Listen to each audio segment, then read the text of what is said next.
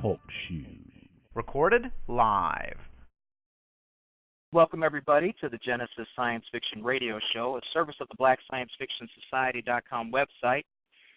This is the August 29th, 2014 edition. It's the last one for the traditional end of summer, at least in North America. Kind of a crappy, warm, humid day here in Chicago, but enough of that. We've got two guests on the line, brothers. You are brothers, right? That's correct.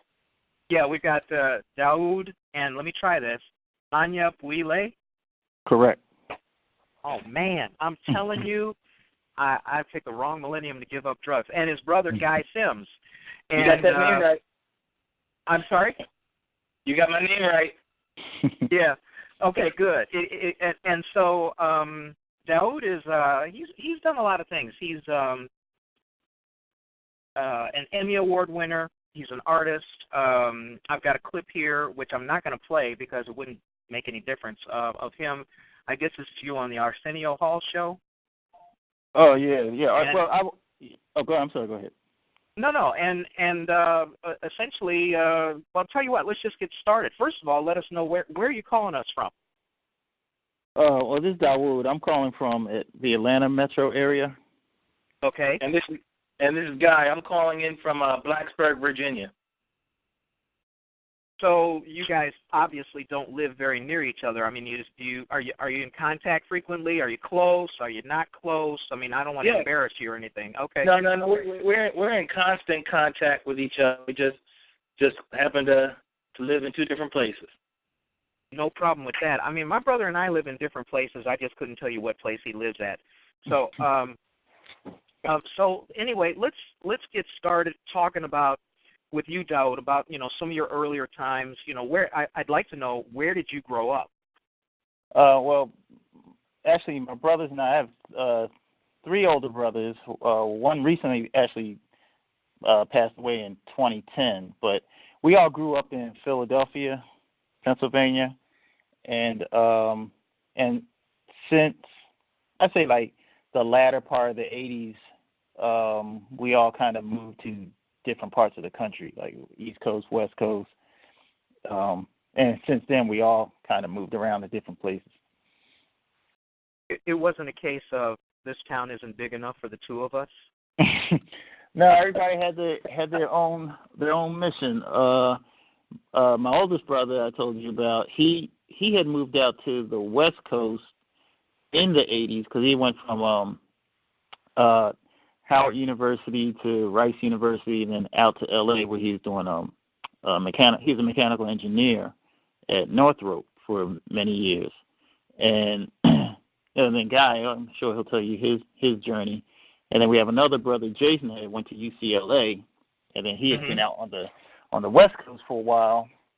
And, at different times, depending on the journey of where we were, because that's many years. Me and my brother Jason had lived in Dallas for a while, for like 4 years, when we were working on the comic book.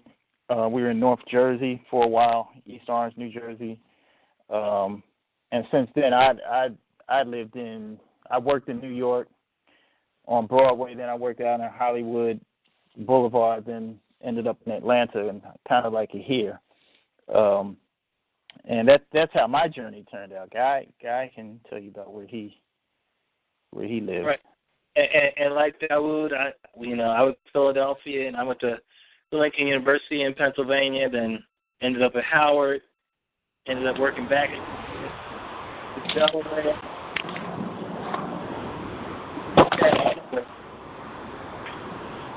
Okay. Is that better? Yes, it is. Okay, good. I don't know what it was, so. But no. I thought you were jumping out of an airplane. I mean, myself. I figured, oh man, something has really gone wrong. So no, I lived in Delaware, and then I moved out to San Diego. Did a decade in Iowa, and now in Virginia. But my brothers and I have always worked together. But I had never lived in the same place other than Philadelphia. But when we, started with the comic book, we never lived in the same place, but, we always used technology to make everything happen. Yeah, it is amazing how you can collaborate. I mean, I've interviewed people who collaborate even on different continents, and it, right. in a lot of ways now. I mean, with the tools that we have available, it's so easy to do. Mm-hmm. Correct. And there are even collaborations between people who have never even met, who are doing some pretty fantastic things, and have never had the opportunity to meet face to face. Mm-hmm. So anyway, well, I mean, I've got you two here. I'll bounce back and forth between the two of you. But what I'd like to know is, you've got, Dawud, you've got experience on television. It looks like you're an artist. You're a vegan, which I healthily respect that. Why don't you tell us a little bit about when you were growing up? And I don't want to. I'm kind of foreshortening things so that we can get you both in. When you were growing up, what kinds of things were influencing you? What was driving your creativity? And about how old were you when you got started? Well, I guess when I think of like my earliest memory, you know how like small children like to finger paint, and those are kind of like the exploratory things that you give the average child. But I knew that's what I wanted to do. I just like when it came down to painting and drawing from kindergarten to first grade, I knew this is what I wanted to do. But it wasn't, there was no direction in terms of what type of artist. And my oldest brother, Mike, before, when we were in, I guess, first grade. I was in, first grade. Michael used to do these stop-motion animation films in the basement. So this was, 1971. And, so you figure for that time back then, he was doing, cutouts, the way you see South Park. But this is all cut out, and right. He built these elaborate, futuristic. He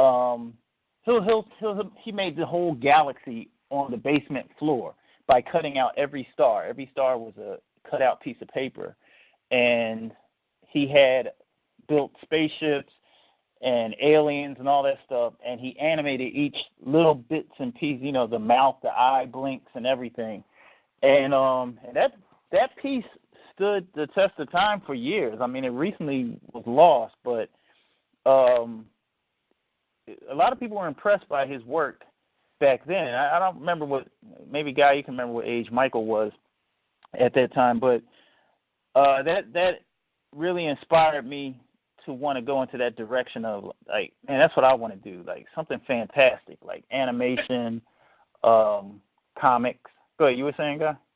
That all started when he was in 8th grade and all through high school. Right.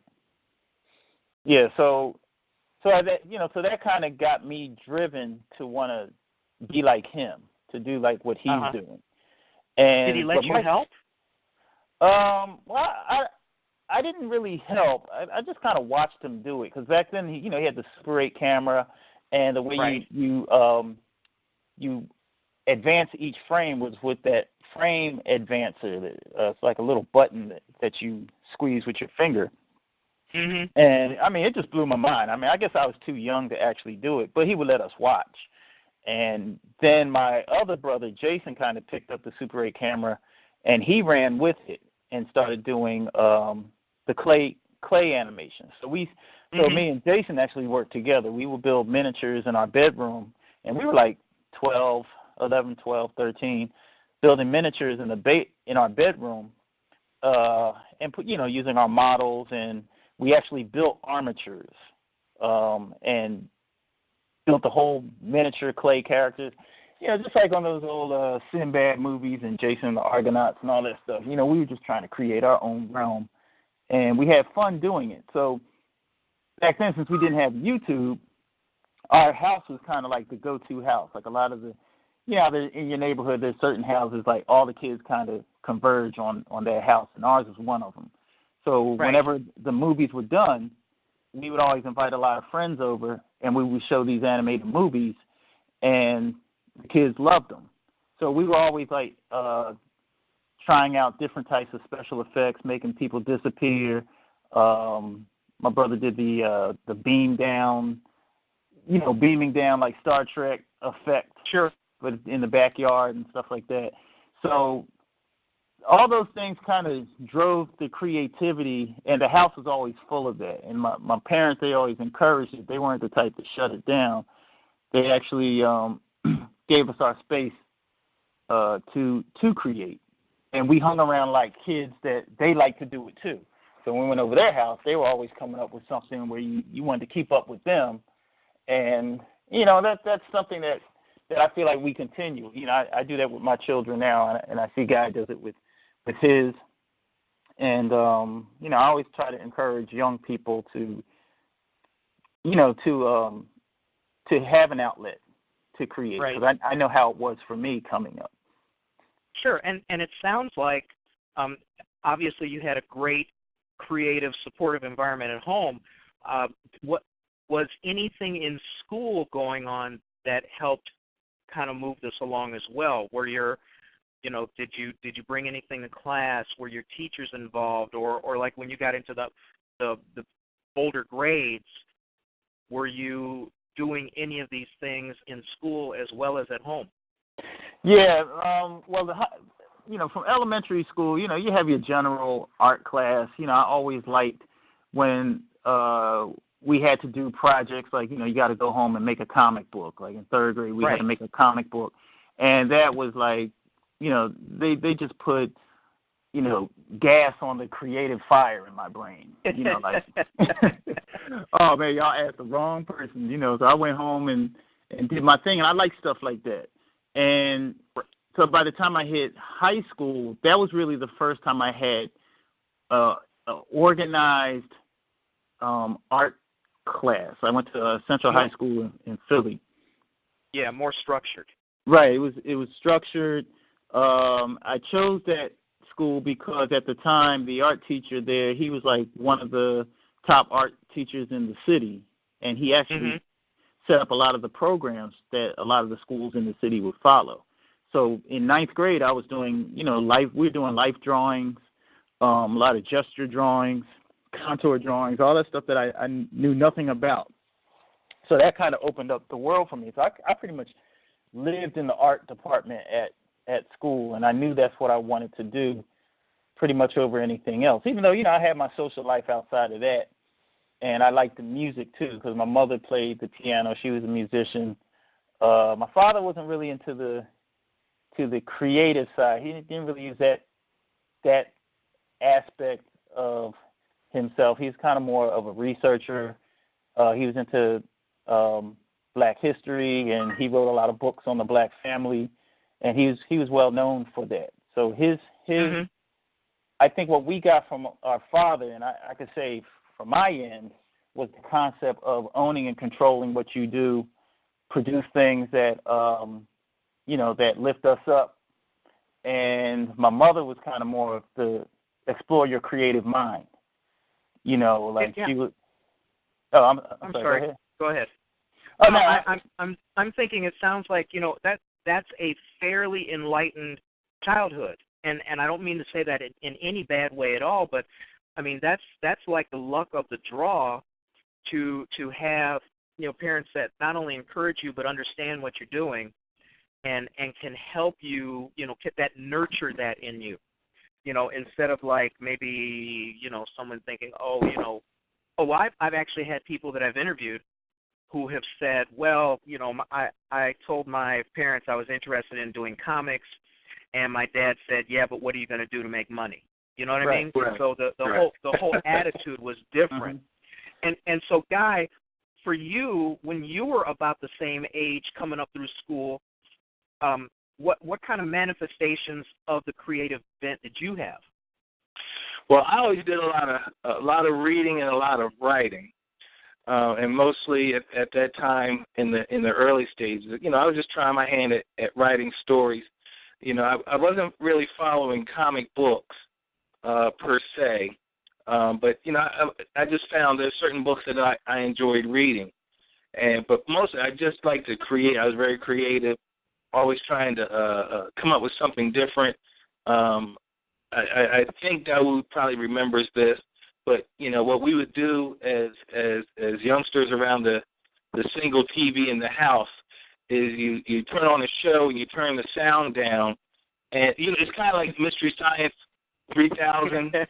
Yeah. What we would do, we would turn the sound down, and then we would come up with what was being said on the television, and of course it was funny to us, and I enjoyed doing that with my friends down the basement. But for the most part, I just did a lot of writing, and then when I was in school, you had every now and then you just get a teacher that allows you to express yourself in that way. And by the time I hit high school, I was on the school paper. If people do a lot of writing, they end up in theater. They end up in all the things where you have to use those skills. I took Latin for 6 years because that just helped me. And so all through high school, I was writing.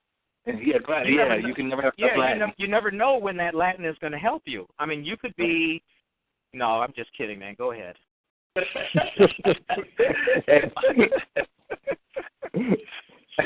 years of Latin, man. That's a lot of Latin. It is a lot of Latin, but that's okay. That's why they say manus manum lavat. Well, that's what they say. I don't say.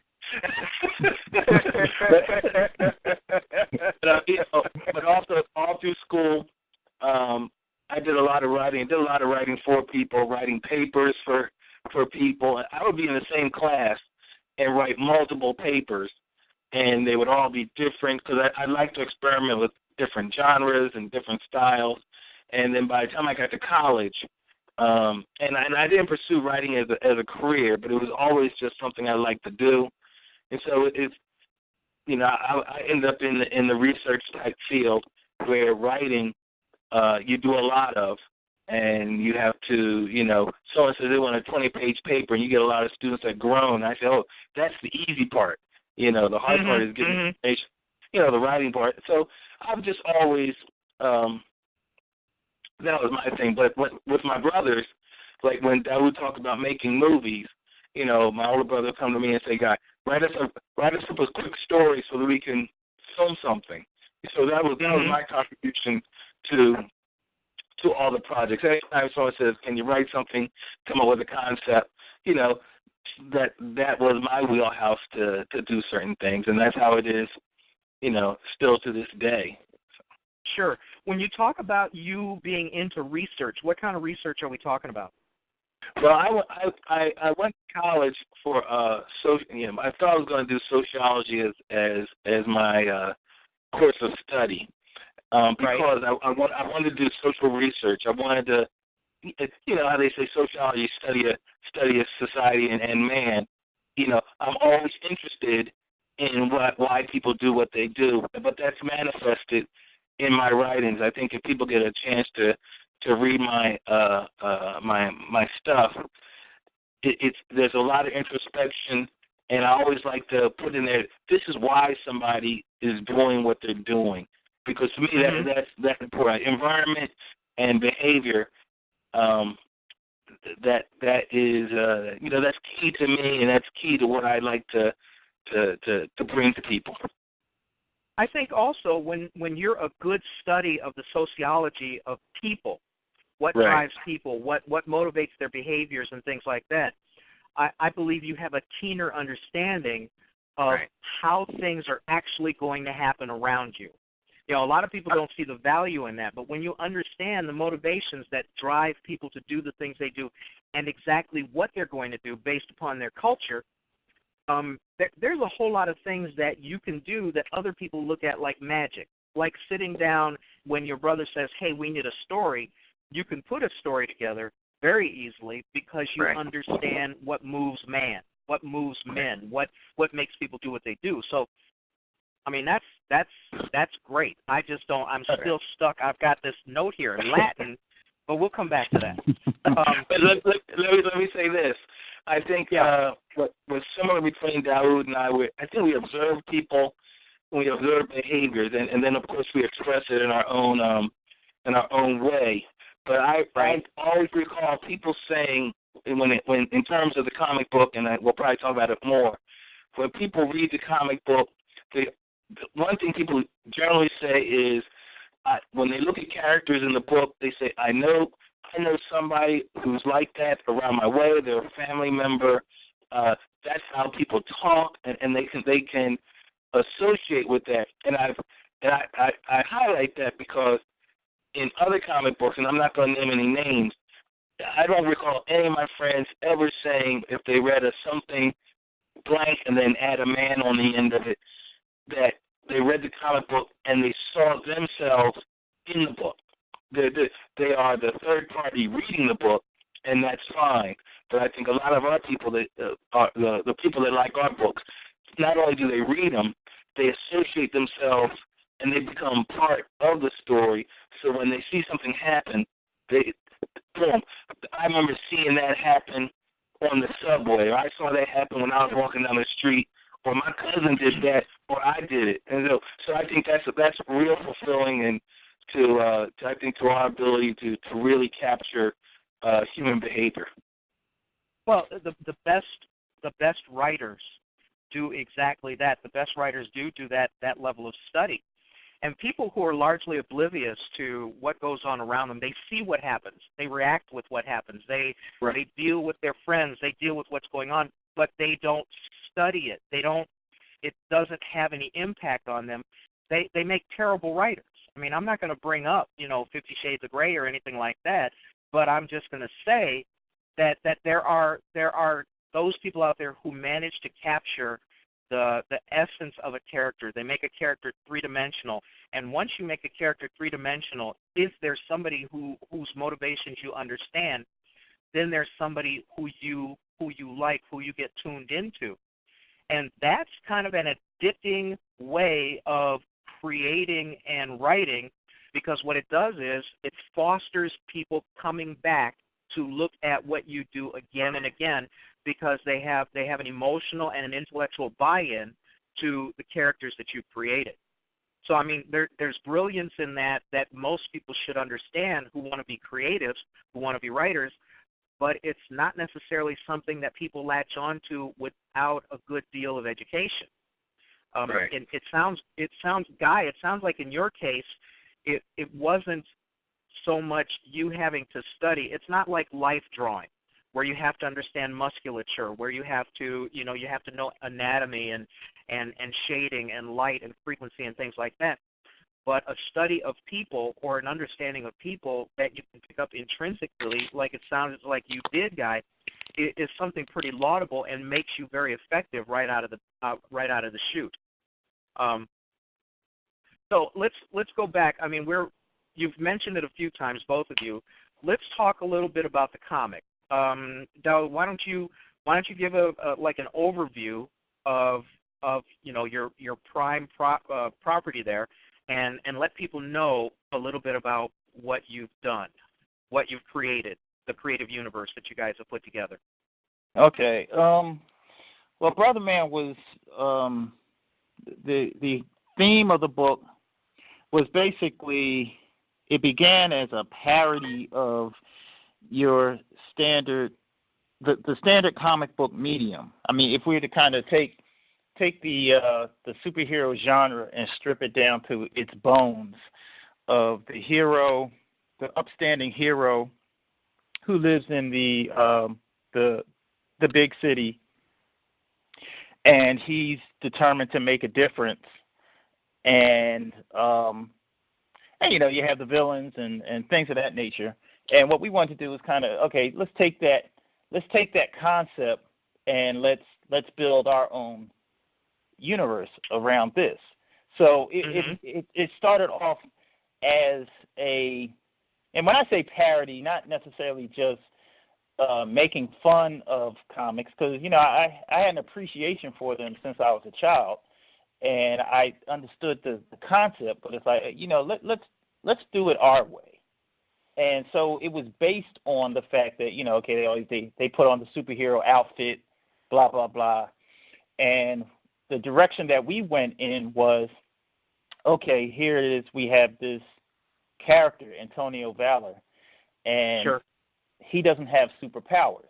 Now, keep in mind, this is like this November '89 when we came up with the story and the concept, when we released it in New York in 1990. So during that time, a lot of the superpower stuff was really heavy hitting, like with Ninja Turtles and, you know, a lot of the independent comics of the like during that time. So right. we wanted to come out with a character. He doesn't have superpowers. And he is basically trying to make a difference in a society that dictates change cannot be made.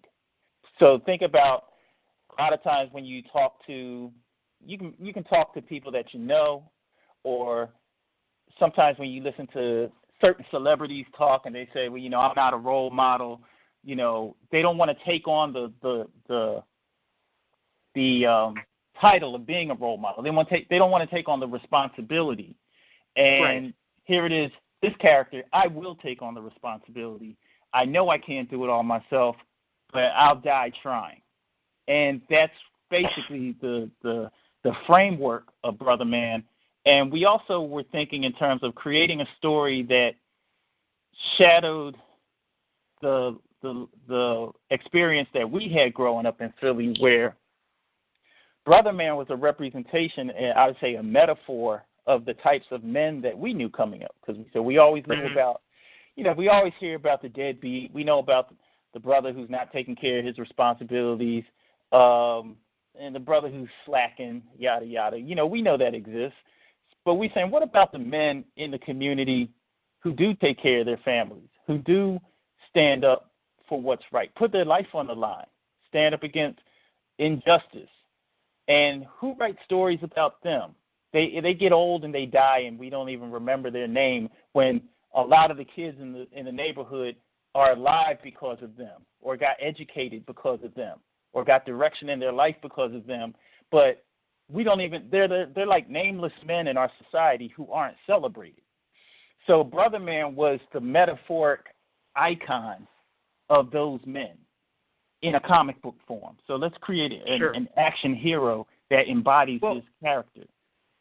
Okay, I don't understand. I think maybe we might have jumped over something, but you know, at first you guys talked about that. You mentioned that it was kind of like a parody. Mm-hmm. But what you're talking about is a reality that America doesn't acknowledge. Right. I'll give you an example. I'm writing. You know, I just finished a trilogy of novels.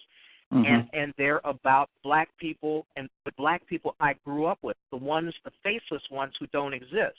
Mm-hmm. The ones like, you know, okay, you know, you had people, white people bitching over the fact that the last Cosby show had a black doctor, a black lawyer who had, and they were married, and they had teenage children who had white problems. And they're going, oh, this is so unrealistic. This doesn't exist. And I'm thinking to myself, you know, I grew up on the south side of Chicago, but near the University of Chicago. And I said, all of those people exist for me. All of those people are everyday people, and they don't exist in the American lexicon. You know, you got an Oprah, you got a Shaq, you got a Michael Jordan, you got a Kanye, you got a this, you got a that. But the notion of middle-class, regular-ass black folks who get up, go to work, have a life, send their kids to school, their kids aren't out doing bad things, blah, blah, blah, blah.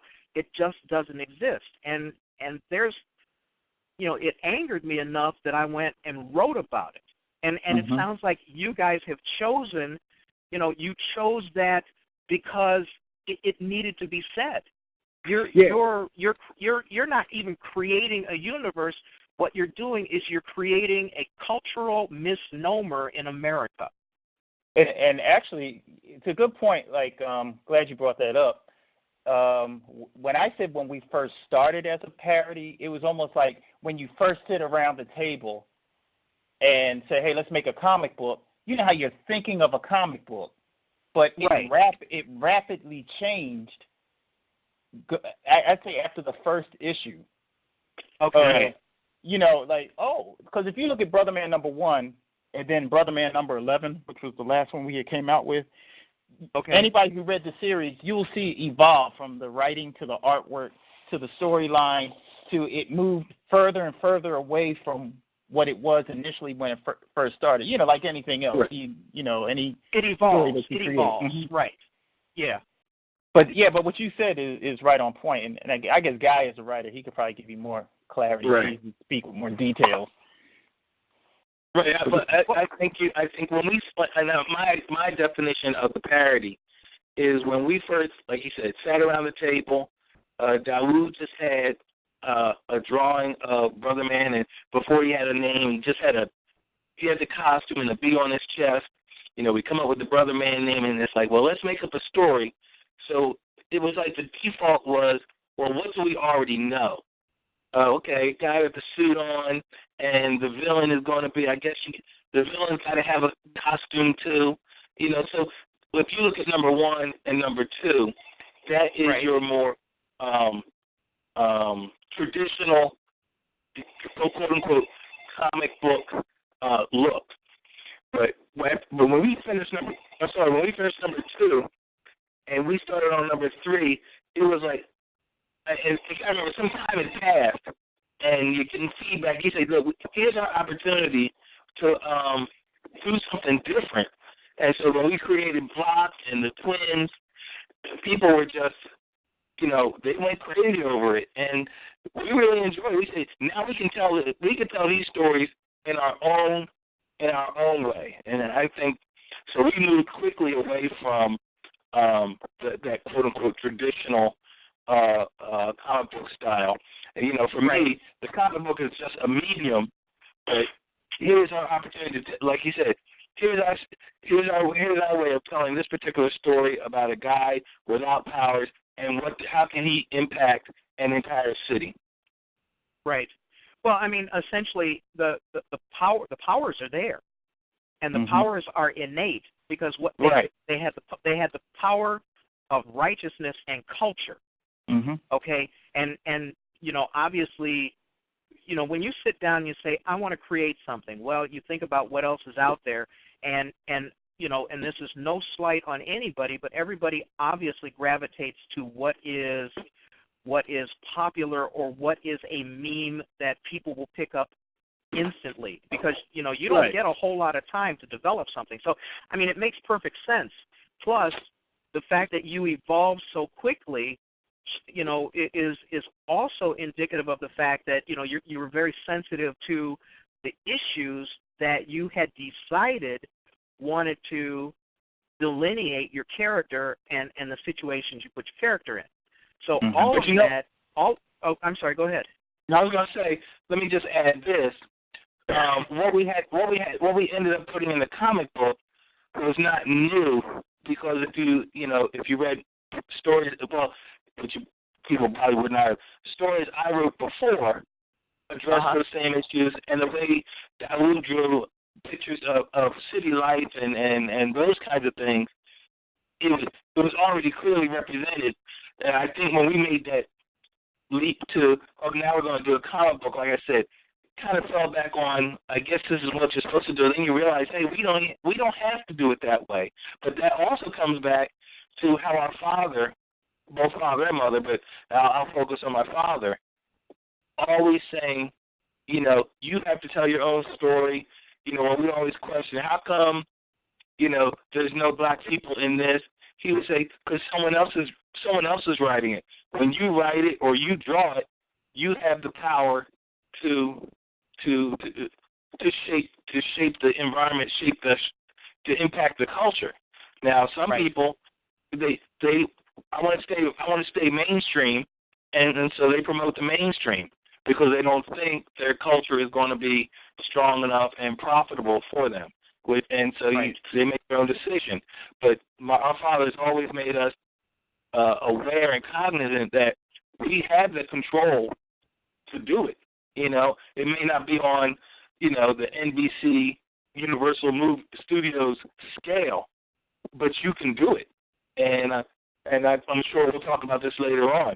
I think the whole table's apparent on how people can bring their ideas to the world is totally different in 2014 than back when we were doing this back in 1990.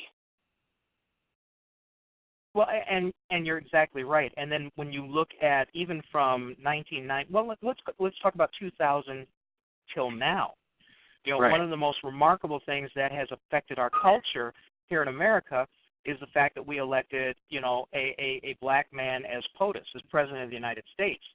And what that did was, you know, for once and for all, it destroyed any notion of white exceptionalism in this country. So you have a certain amount of cultural backlash in the dominant culture, and yet what it has done is there are kids now who are going into school, and they're starting out there in first and second grade, some even in third grade, and they have never been in a United States of America without a black president. And that's right. pretty powerful. So you have a lot of cultural memes that have changed. Some good, I would have to say. I mean, on balance, we've got some very bad ones too. We look at the violence that's being perpetuated against people of color merely because they're darker than Harry Belafonte, and mm-hmm. so, you know, to obviously to keep a comic book relevant, keep it moving forward, keep it interesting. I would imagine that it helps to deal with issues that are current. And right. so to that end, how are you guys handling the changes that we've had since, you know, the turn of the century until 14 years in? Well, I would say this. The issues that face this nation, face our community, I would almost say there's nothing new. You know, anybody who has read history and who has followed it, in essence, nothing's new. In fact, when I look at this issue of what's happened in Ferguson in New York with these young men and the police, and you watch some of the posts on YouTube, a lot of people have been posting things from different generations, and the story is the same. It's different people in different time spans, but it's the same story, and that's how I think we stay current in the comic. We don't, and some people have asked us. They said, "Are you going to do something on this? Or are you going to do something on that?" I said, I don't have to focus on the most current issue because I can focus on the concept, and it's the same right. thing. Police brutality. In 2014, we had it in 2014, we had it in 1979, we had it in 1953. So I don't have to make sure people see that we're looking at this particular one or drugs in. They say, is BROTHERMAN going to fight drugs? You know, I say you don't have to fight drugs because drugs are part of a systemic problem. So maybe BROTHERMAN is addressing a big systemic problem, or maybe it's not drugs, it's something else, but the outcome is still the same. And so I think that's how we try to stay current. I think sometimes, and I've had other writers ask me, I'm going to focus in on this particular topic, you know, the Tawana Brawley case. I'm going to focus in on the Rodney King. And I say, you know, those things, after a while, the Rodney King gets dated, you know. And then, you know, 5 years from now or today, you ask a young man, hey, Rodney King, they'll say, what are you talking about? You say, police beating up somebody. Oh, I know what you're talking about. So that's why I say I focus on the concepts. Right, and see, the thing is, you don't actually have to be current event topical to be relevant because if I were allowed to curse, well, I am, but I would say the stuff just doesn't change. Well, we're not on the radio. I mean, we're not being broadcast, but but still, it doesn't change. And you know, I'll let you know. I'm like, because I haven't spoken to either of you before, but I'm like BlackScienceFictionSociety.com website's resident Japanegro, and I've got issues. Seriously, man. I mean, you know, when I think about, you know, I lost a huge chunk of my family in Nagasaki when they dropped that atomic weapon. I had my dad's whole family was uplifted out of the Bay Area of San Francisco and dumped in a concentration camp in Utah. well, they treat Japanese folks a little better in this country now because they're usually messing up the curve in every class you're in. But still, the basis for that behavior is rooted in the foundation of this country. And so, yeah, you know, like I said, you don't have to necessarily go, I'm going to talk about Rodney King, because you can have a Rodney King, well, like today, you can have a Rodney King every week. So the name is not important. It's a matter of I think, portraying culturally, you know, the kind of positive memes that help our kids grow and cope. And also, there's nothing wrong with pointing out when somebody has done wrong. That's right. And I got kind of kicked off a news website here because I was pointing out, I mean, they didn't know these white people, and these are supposed to be middle class, you know, kind of better than average white folks, and they didn't understand the fundamental difference between prejudice and racism.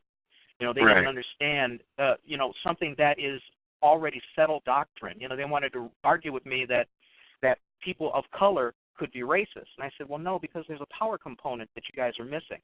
Well, no, you know, and so the problems are systemic, and they will always be here, at least as long as we all are alive. Now, it's going to be very interesting in the 2040s when all of a sudden Latinos are going to outnumber white folks in this country. I honest to God, I am stockpiling popcorn now because that shit, that's going to be amusing to see how they deal with that. And I think that's part of the backlash to the president and this increase. I mean, there's a definite increase in white on black killings and crime since 2009. And so what's going to happen? And you have, you know, I think part of it is you have a dominant culture that is, you know, this is fairly common psychologically. They assume that once they're in the minority, they're going to get treated the way they treated everybody else. Because, of course, that's what everybody figures. They always project what's going to happen based upon what they would do themselves. And when you have an ugly history, things are kind of, you know, things are messed up. And then people are going to go, well, you know, we haven't been treating them so bad. What was it? Patrice O'Neill said. He said he was really upset with Barack Obama. This was the last concert before he died, because he thought by that time, he would have had his white slave. Anyway, let's get away from that and let's talk about something. Look, I just speak Latin. Yeah. So people are interested in some of the things that you guys have done, you know, Dawud, especially like your animation experience and things like that.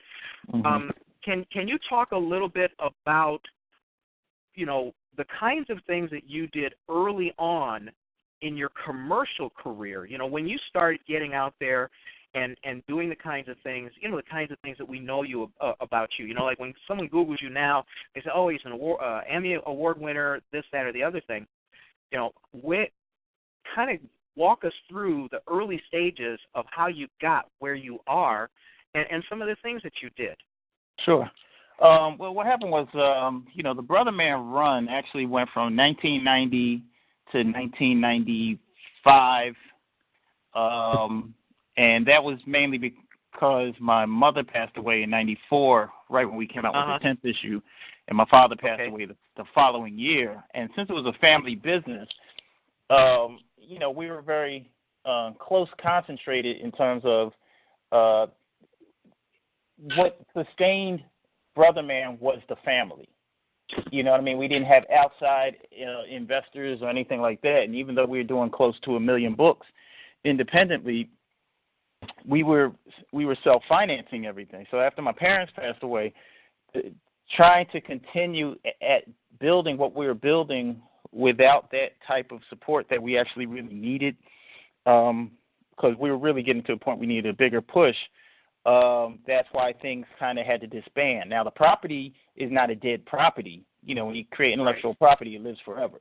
But the way that we worked at that point, it's like, you know, things had to change. So I got my first opportunity working in New York, because I was in Philly at the time, and when I shut everything down, and then I got hired in Manhattan to work at a game company.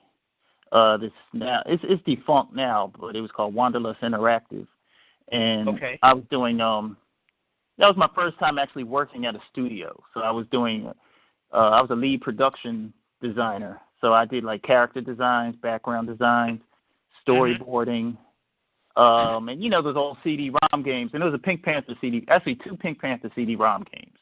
And so you think of, you know, all the little different things with the character. You know, if he gets on this plane, he goes here. If he goes on that plane, he goes there. So I had to create all the different options of what could happen here and there, the inventory and all that. And all that was kind of a new experience for me. And after that job, I went to MTV Animation, and I was doing layout work for the Daria show. I don't know if you remember that show called Daria that ran on MTV Animation. No. Yeah, I think she was a spinoff of the Beavis and Butthead genre, and that was a pretty big show at that time. And then I left New York because I wanted to get some LA experience, and I went out to LA, and it wasn't an easy transition because I put myself there. I said I want to work in LA. I didn't have a job offer. I just said I'm going so I could work in a studio in LA and see what it's like. You know, because prior to that, I didn't have any studio experience. All my experience was pretty much street level. So when I got out there, I mean, at one point I almost ended up with my wife. It was my ex-wife. Was my wife at the time, and children. Home, like my money ran out. You know, I didn't have anywhere to go, and I finally got into this apartment. Didn't have any money, and it just so happened that Klasky Chupo and Sony Animation called me on the same day when I thought things couldn't get worse. Right. And I was like, wow, I couldn't believe it. And I had a job offer from both studios. So I ended up going with Klasky Chupo, and they said, we're going to put you on the show Wild Thornberrys. And at the time, you know, I didn't have cable. You know, and I didn't even know what Wild Thornberrys was. And when I got on, I realized it was Nickelodeon's #1 show at the time. And so it was me and 3 other guys. We were the character designers on the show. And that was a good experience because I got to work with the artists out there, see how it was working on Hollywood Boulevard, and getting that whole West Coast experience. And it was a good experience. I didn't leave LA because of the bad experience. I think it was more so I did not really see raising my children out there, and I felt that entrepreneurial bug in me saying, hey, it's time for me to get back on my own thing, because I felt like, you know, my objective was not to hold up those pillars. It was to learn the process, because I always had in my mind, I mean, since the 80s, I want to build my own production studio. I have no idea how to do it, but that's what I want to do. So when I went to those studios, I felt as though I'm getting paid to learn, and I'm learning how to relate to people and deal with people in this field. And then a friend of mine said, hey, you know, Cartoon Network is in Atlanta, and Atlanta's conducive for raising a family. You know, so I was like, I like that. So I just up and left. I mean, that's how my thing was, when I focus and say, hey, this is what I want to do, I put my mind to it, make a plan, and I head out. So I actually walked away from Wild Thornberrys to go to Atlanta, and eventually I landed the position of doing character designing and storyboarding at Turner Studios here in Atlanta, and that actually turned into a kind of like a 12-year run. Started off freelance for a couple of years, and then it became full-time. And the whole time I was doing that, I was also started working on the relaunching BROTHERMAN. And that's kind of where, you know, there's a lot of things that happened in between time. I did a lot of other freelance on a couple film projects. I've worked on other animated projects, some independent projects. I mean, there's a lot of things that I had in my portfolio. And then Sure. I started doing a lot of lecture series, like speaking at universities, schools, spoke at a correctional facility in Philly. And, just a lot of, because my concern really was not so much me gaining things for myself. I always wanted to make sure younger kids like me I can share things with them, because I know what it was like when I was younger and I had no clue how this stuff was done. And I always wanted to make sure I could share that and give that and inspire younger kids coming up. Well, and paying that forward, I guess for lack of a better term, can be as rewarding as actually doing the work. It is. I did a lot of work in a prison in Wisconsin, and once they let me go, I was determined never to go back. No, I take that back. I forget I said that. But seriously, the part about mentoring is huge, because there are so many of our kids don't have the same opportunities that others do. And there have been studies done that show that, the imaginations can be as rich and as fanciful as, the dominant culture's kids. But sometimes, when you don't see an example, if you're not provided with, the outlet, even the possibilities, you don't see the talent being developed in the exact same way. I mean, okay, so Guy, while Dawud was doing all of that, what were you doing? Well, for me, I've always doing writing, but by that time I was pursuing a number of degrees and working at a number of different colleges. And so that's the route that I was taking.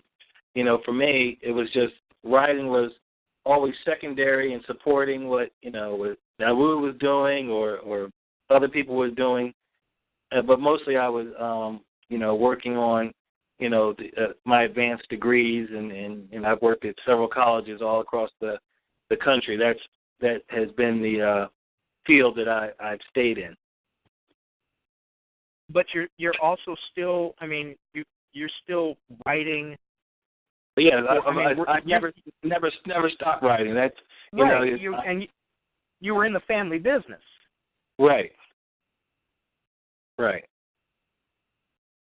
So it's just, if we're doing a project, I balance that with just my home life. Okay.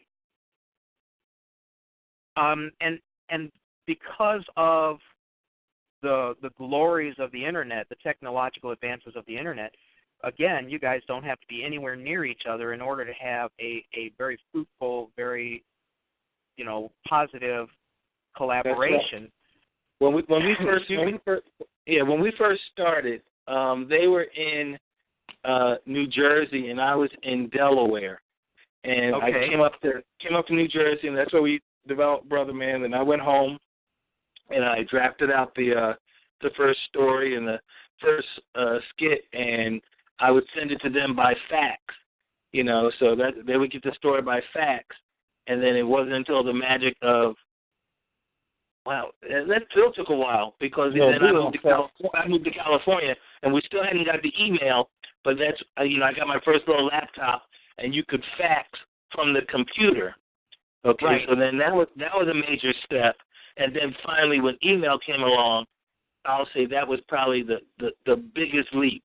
That was the invention of the pencil right there. Hang on a second. You're listening to the Genesis Science Fiction Radio Show, a service of the BlackScienceFictionSociety.com website, and we're talking to the brothers. Let's go through this. Anyabwile, Dawud Anyabwile. Is that right? Did I get that right? Yes, sir.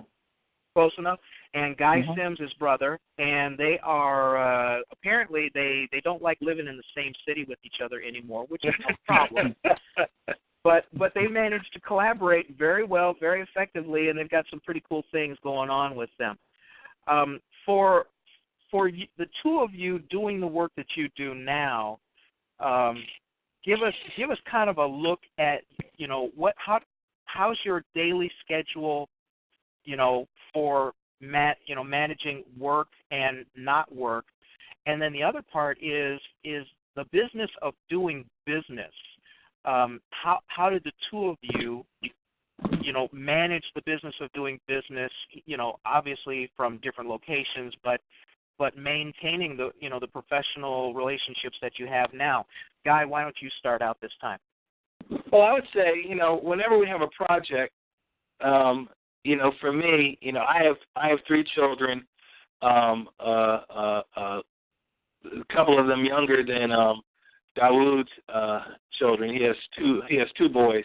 I have a young lady and 2 boys myself.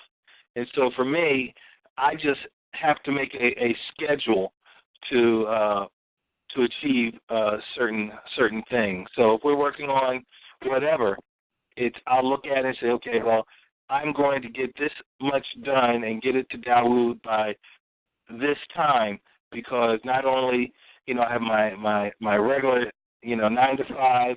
There's projects I want to work on for myself, and it's all about time management. I think no matter how I say it, it all comes down to time management and being flexible, because although this is my schedule, everybody's schedule is fluid. So you just have to be flexible and willing to say, okay, I'm going to put this one on the back burner. And for example, I've been working on a novel for several years. And the only reason why it took me several years is because I pushed to the back burner because we were working on the comic book, and at one time I was also working on my dissertation.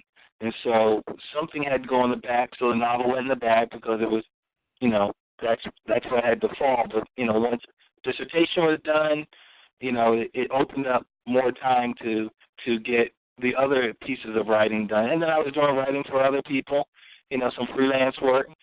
So it's all about, and I think I was going to say the same thing, it's just time management and prioritizing, what you either want to achieve or what you have to achieve. Well, I'm also guessing that you two have very well delineated areas of responsibility by this time. I mean, you grew up together, you know each other real well, you know your strengths, better than anybody on the outside. So I would imagine your tasks are parceled out, and time management is always important, especially if your creative endeavors don't happen to be, let's say, the primary way of making money. Right. The realities of having a regular job and a family are tough. Right. For me, I go without sleep. Well, now I live alone, but I mean, one of the things that I did when I started writing was I treated it like a part-time job. And so right. At 10 p.m., I stopped everything I was doing and started writing or editing, because if you don't clock in every day, you won't get it done. Exactly. I have friends who tell me, "Oh yeah, I'm working on a book." Really? How long? What's it about? Blah blah blah blah. How long have you been working on it? Well, about 9 years. Really? How far have you got? Oh, this far. Well, how come you haven't finished it? Well, I only write when the mood strikes me. I only write when and I go, so this is like a hobby, right? You don't really expect to do anything with this, because they don't treat it like the capitalist venture that level of creativity is. That's right. So, I mean, obviously you guys have found a very effective happy medium where it all works. When you first started out, I mean, you guys were talented so early. You guys were like getting into your stuff so early. I would imagine you probably fell into it. Your trial and error was at such a young age, it probably came kind of natural to you. Would that be fair to say? I think that's a fair assessment. I'll let Dawud jump in. But that's a fair assessment. I think the advantage of being brothers and respecting each other's talents and skills, and it makes things easier for me, because if I'm writing something for Dawud, I don't have to explain it all the way out, because our life experiences and working together, I think he can sense, okay, I see where a guy is going here, and so he can start on it and then just ask for clarification. And then when Dawud shoots a question back to me, I kind of almost, okay, I knew he was going to ask this. You know, but we don't have to have a lot of interchange on the front end to slow things down. We can just go about the business and not saying we second guess each other or we're reading each other's mind, but I understand him and I understand his style, and I know what a kind of idea of what the final product is going to look like. But even still, when the final product comes, I'm always still blown away.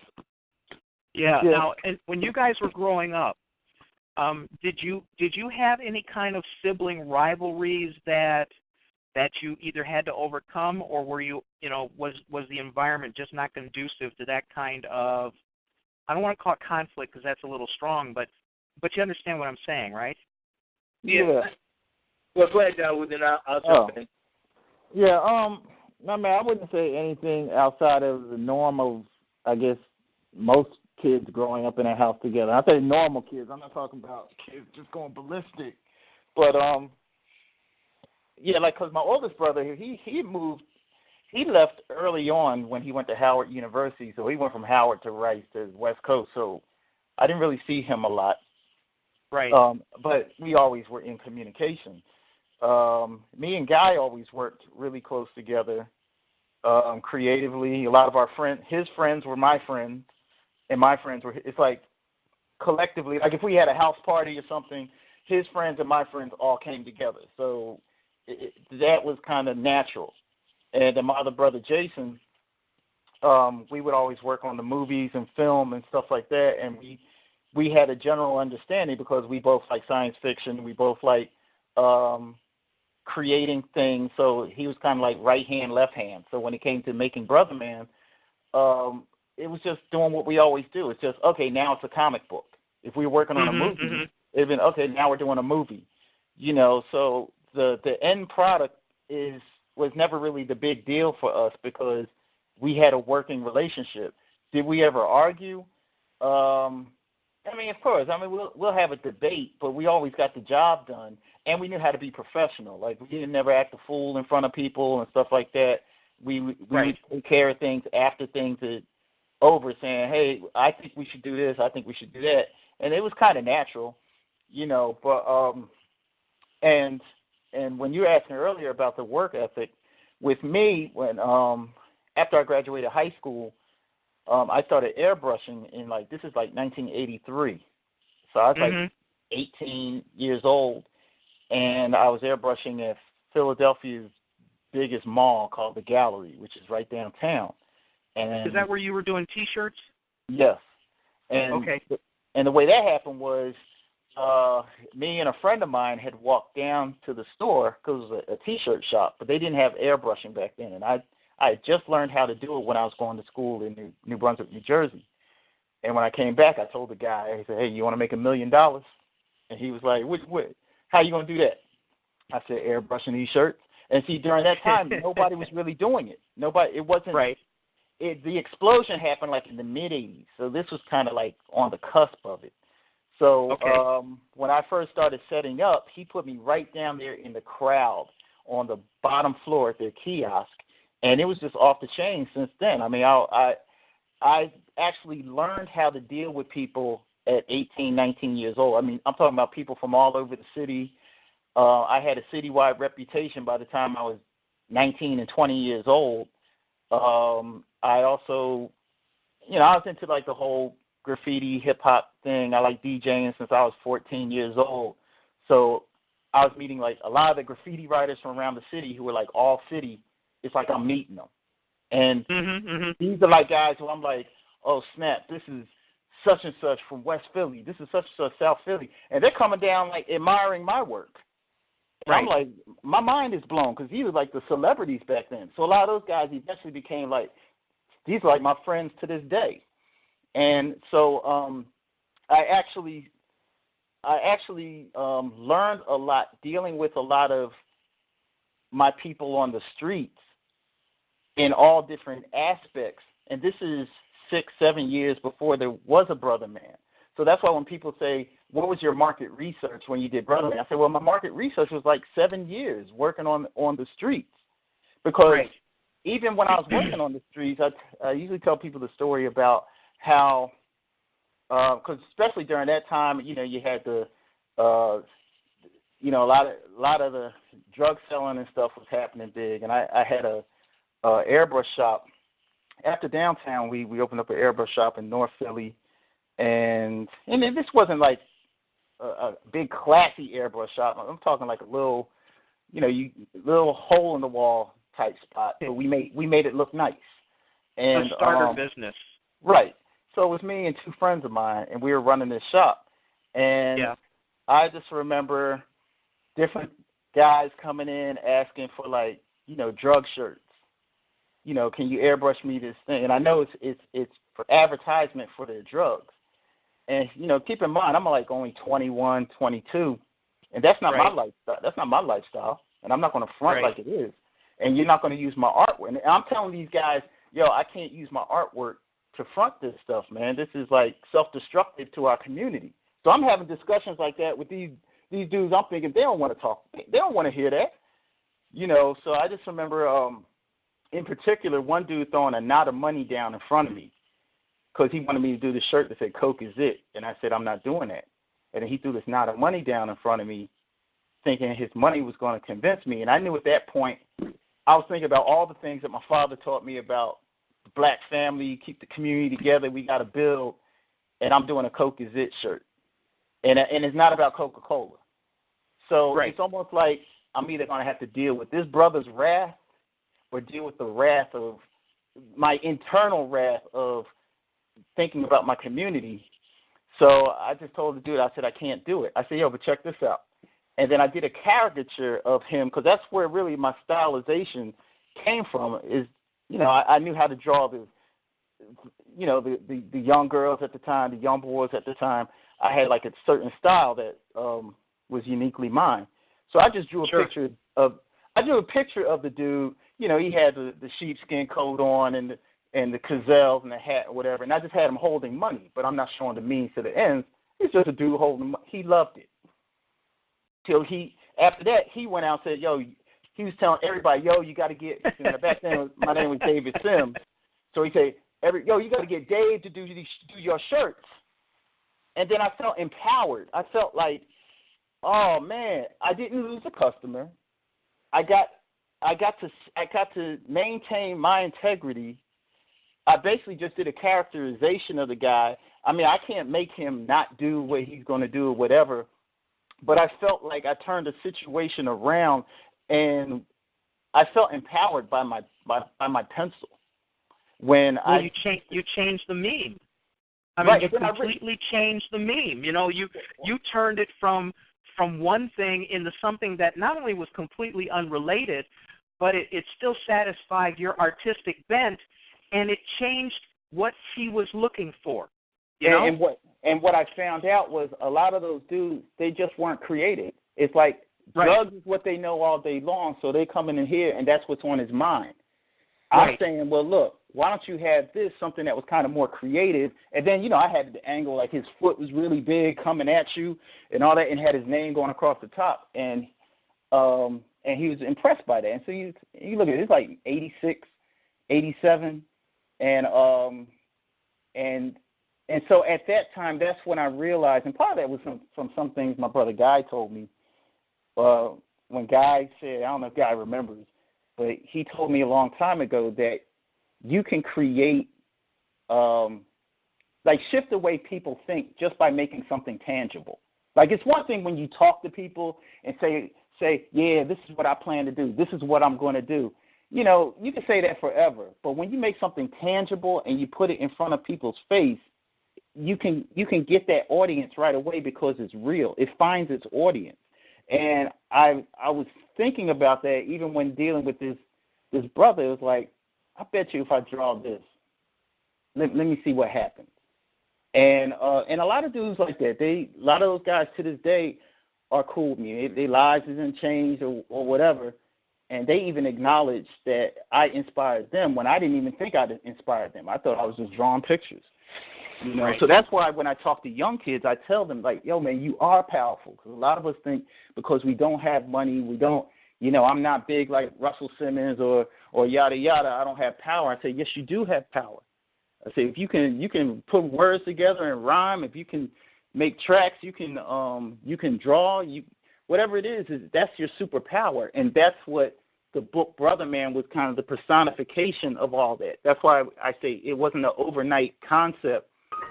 It was when me and Guy were basically saying, hey, look, let's just reach back to what we know and who we are. So it's kind of like reaching back to that era and putting it in the comic book.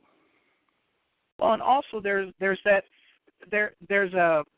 regaining of cultural roots in a positive aspect and not a negative aspect. Right. You know, because there are so many positive things about our culture that people forget about. They just forget about because either it's not popular, they don't hear it enough, it's not repeated. Downplayed. And like you said, yeah, when you can make something real, and that's essentially what you're doing. You're taking your imagination and you're translating your imagination into a depiction of the reality of the moment in your art. That's hugely powerful. And, well, as you see, it kept you from getting an ass whipping and having to do a T-shirt that you didn't want to do. Yeah. Right? So, I mean, everything that you guys have talked about is, you know, here's what I see. I see some guys who grew up pretty cool, okay? All right, you know, maybe you were middle class, you know, whatever you want to call it. You know, your parents were not, you know, they were not uneducated people or stupid people, and you guys definitely are not. And so you find some talent, you find some interest, and you're fortunate enough to be able to pursue them. But at every turn, one of the things that seems in the forefront, probably because of your father, is the empowerment of people and what they have going for them. Instead of always shooting for the negative or worrying about the negative or lauding values that are not healthy, you know, being able to come back to something that, you know, that your comics encompass. Okay, so-and-so doesn't do it. You know, people, you know, our neighborhood is not the kind of place where you see people standing up for each other, but every now and then you have the one person who can make people remember what the real core values, the important core values of being in a community are all about. So all of these things reflect in your art time and time again. You know, they flip left, they flip right. You know, you got a hole in the wall T-shirt shop, and something that could have been bad got turned reasonably good. I'm wondering, you know, if you met these guys today, I mean, how many of them? Well, you're not up there anymore. Well, no, the thing is, a lot of these guys, I mean, I talk to them all the time. Some dudes I don't know, and some dudes I'm really cool with. Matter of fact, one of the brothers. It's funny when I hear this story. The one dude who I'm really cool with now, he used to be Philly's most wanted graffiti writer. I mean, this dude, he bombed everywhere. And I remember he tells me about when we first met. And I remember when I first met him, you know, I'm just working at the store, and he comes up, you know, I give him a pound, whatever. I don't know him from the other people, but I treat everybody equally. And he told me, and we're friends to this day, but he says, he always heard about my reputation, the guy at the gallery, Dave at the gallery, blah, blah, blah. And he said in his mind he had this image of this thug dude airbrushing shirts at the mall. And he said, man, I didn't like you. I didn't like you when I heard about you because, you know, I'm like number one in the city. And then he came down and he said, man, I remember when I saw you, he said, you were like sitting there, you all quiet, just airbrushing your shirt. And I remember the shirt you were doing was dope. And then he said he came over to me, and he was expecting confrontation from me. And I just started talking to him. I wanted to see his sketchbook, yada, yada. We talked. And then we became, like, best friends. We started painting denim jackets together. And matter of fact, some of the stuff in Brother Man, I tell him, I said, man, this is inspired from them days me and you used to work in the basement, and you were showing me how to layer the paint because he did all these wild styles, crazy wild styles and stuff. And that inspired my work, and vice versa. He said I inspired his work, and and we were talking about it recently, how some of the things, you know how like when you have friends when you're younger and they don't tell you what they mean to you, and then when you may talk to them now as men, they have kids and stuff like that, and you have children, and then they tell you how they feel and vice versa. And I didn't know he was saying how my father was inspirational to him when he used to come to the house, and he always appreciated me as a friend to him. And I was telling him the same way because I didn't realize that he felt what he felt. Because, you know, as a young man, y'all ain't going to tell, hey, man, you know, I really, you know, appreciate you. You know, we don't usually say that when we're younger, but then when you get older, you realize, like, man, you know, a lot of what I do is because of this guy and this guy and this sister I knew over here and here, but you don't realize how much they're giving you in the time they're on the plane of your existence. And it's good to be able to tell them that as you get older, because you know people start exiting this world, and it's like we reflect back on those times of hip-hop and the graffiti and all that stuff, and we said, man, you know, we always talked about this when we were younger, like when we get older, we're going to take it to another level, and we're going to use it to elevate and raise up the youth, because we used to say these things when we were younger. And so, you know, I'm just saying that I have so many stories like that existed before Brother Man was even created, which is why Brother Man was like just breathing to me. It wasn't a chore. It was just, I would say, like a visual expression of my existence, my experience, in addition to Guy's contributions. Someone in the chat room is asking about your piece, Drawing from the Soul. Can you tell us a little bit about how that came about and how you pushed that forward? Yeah, Drawing from the Soul started off as an art instructional video that I did in 2000. It came out in 2003, but I actually started working on it in 1999 when I was living in North Hollywood. And it started, the concept actually goes back to like 87, probably like 86, 87. Because when I went to college, I didn't want to go to art college. I wanted to go to, like, since Guy went to Lincoln and Howard and my other brother went to Howard, I liked going to the black universities. And I remember, I don't know if Guy remembers this conversation, but I said I wanted to go to Lincoln because I just thought it was cool being around, like, all these black students. And Guy said, well, you know, you need to go to an art college because you're probably more advanced in the art program here. You need to get into a program that focuses on the arts. And I was like, man, this would be cool if they had like a black art college, you know. Yeah. And my father was the type to say, if that's what you want, make it.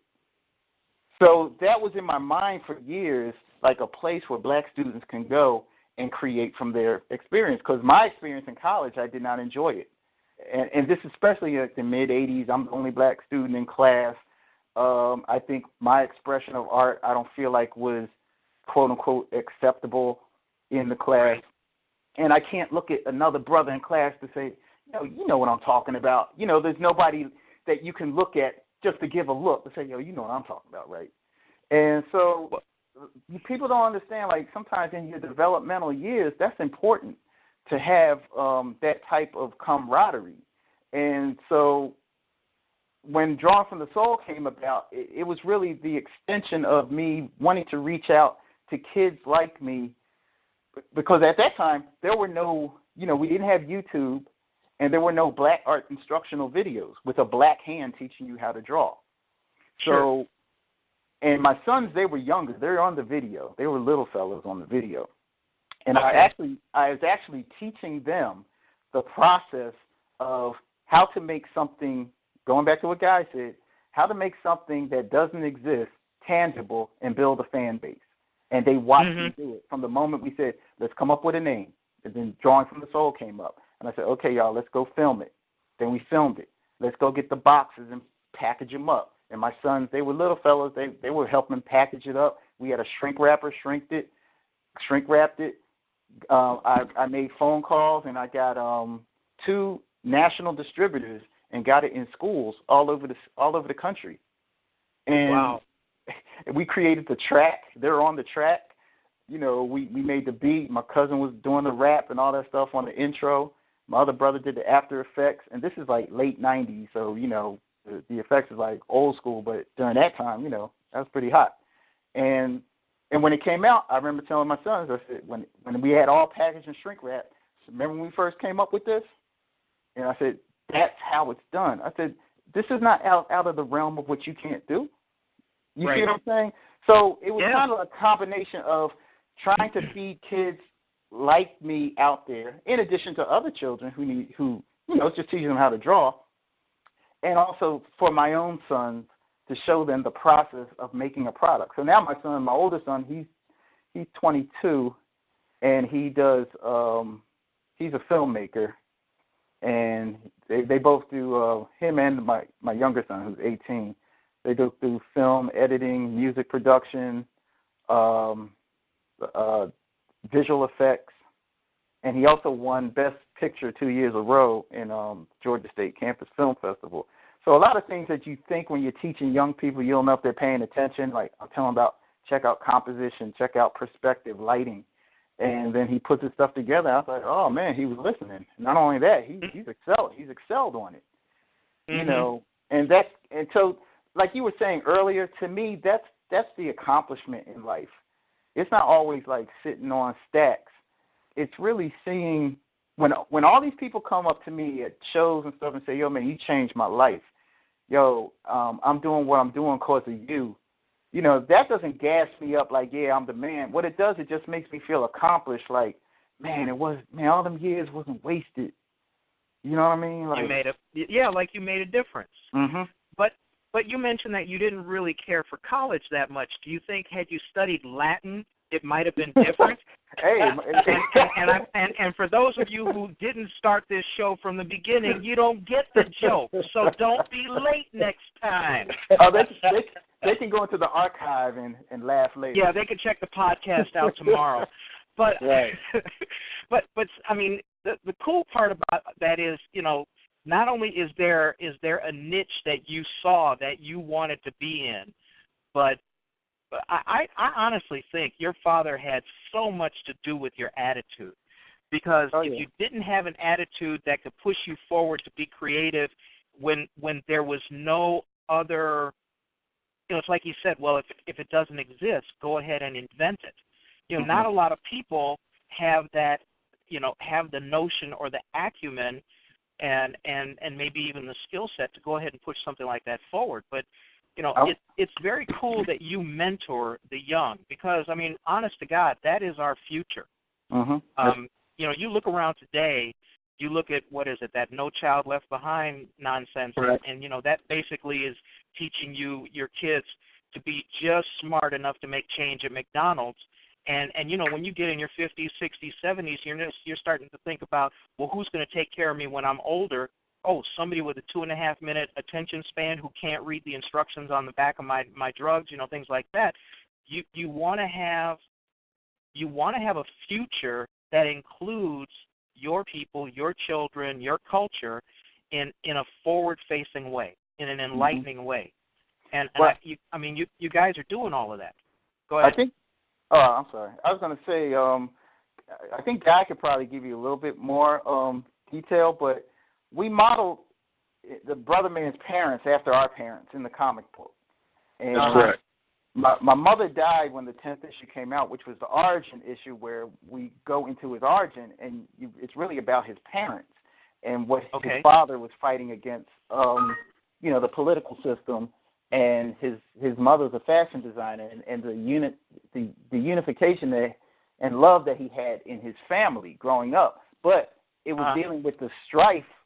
Like, the reason why his father was such a family man was because of the strife that he had growing up. And Guy can tell you a little bit about our father because he had a rough life. He grew up in him and my mother from Jersey City, New Jersey, and then they moved to Philly, and that's when me and my brothers came up. When I think about his story and the more I started learning about him, it really started making me appreciate more about why he took us camping coming up, why he felt the need to make sure that we had what we needed to get. And it wasn't because he was rich. It was because he knew it was important to keep the family together. And the books he wrote were Rites of Passage for Black Youth. He wrote another book called Ndoa Eusi, which is a marriage ritual. He wrote Umoja Karamu, which is a unity feast, family coming together. And a lot of these books, they're used around the country, the marriage ritual. They're used by a lot of well-known people.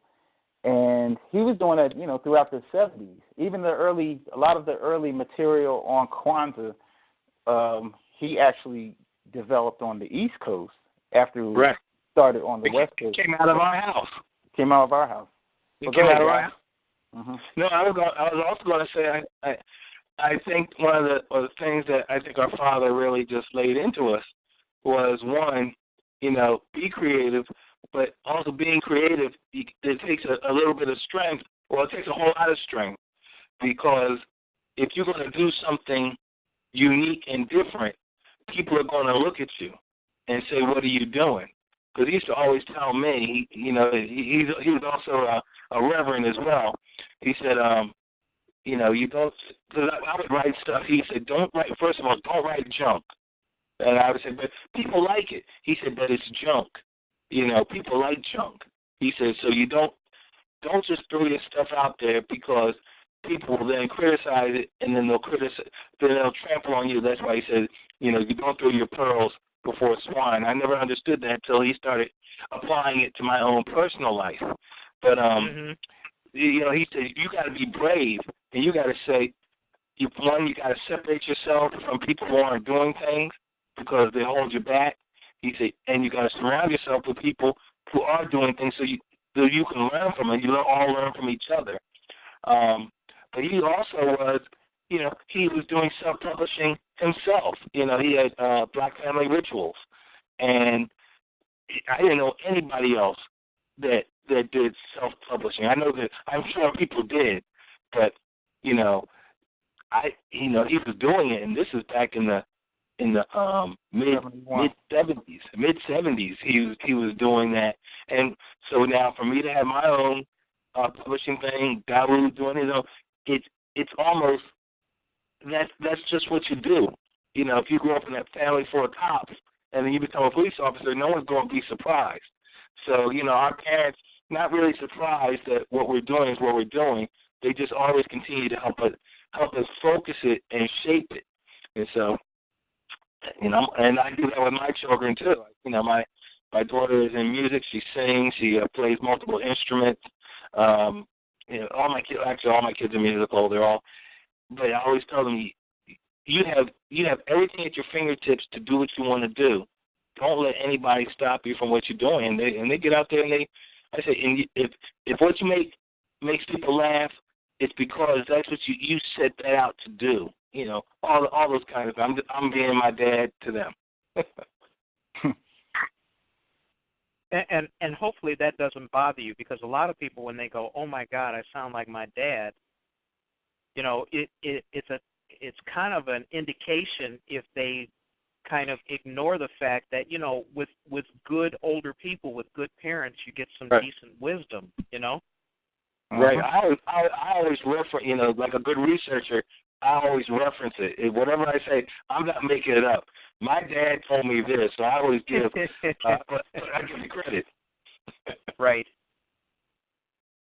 Okay, so we got about half an hour to go. Let's talk a little bit about what you may be doing. How are you going to morph your business? How is your business going to grow? Is your model going to change over the next 5 years or so?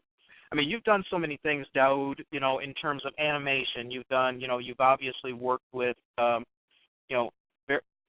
fairly big commercial enterprises, MTV, whatever. What do you see yourself tackling, in the coming years?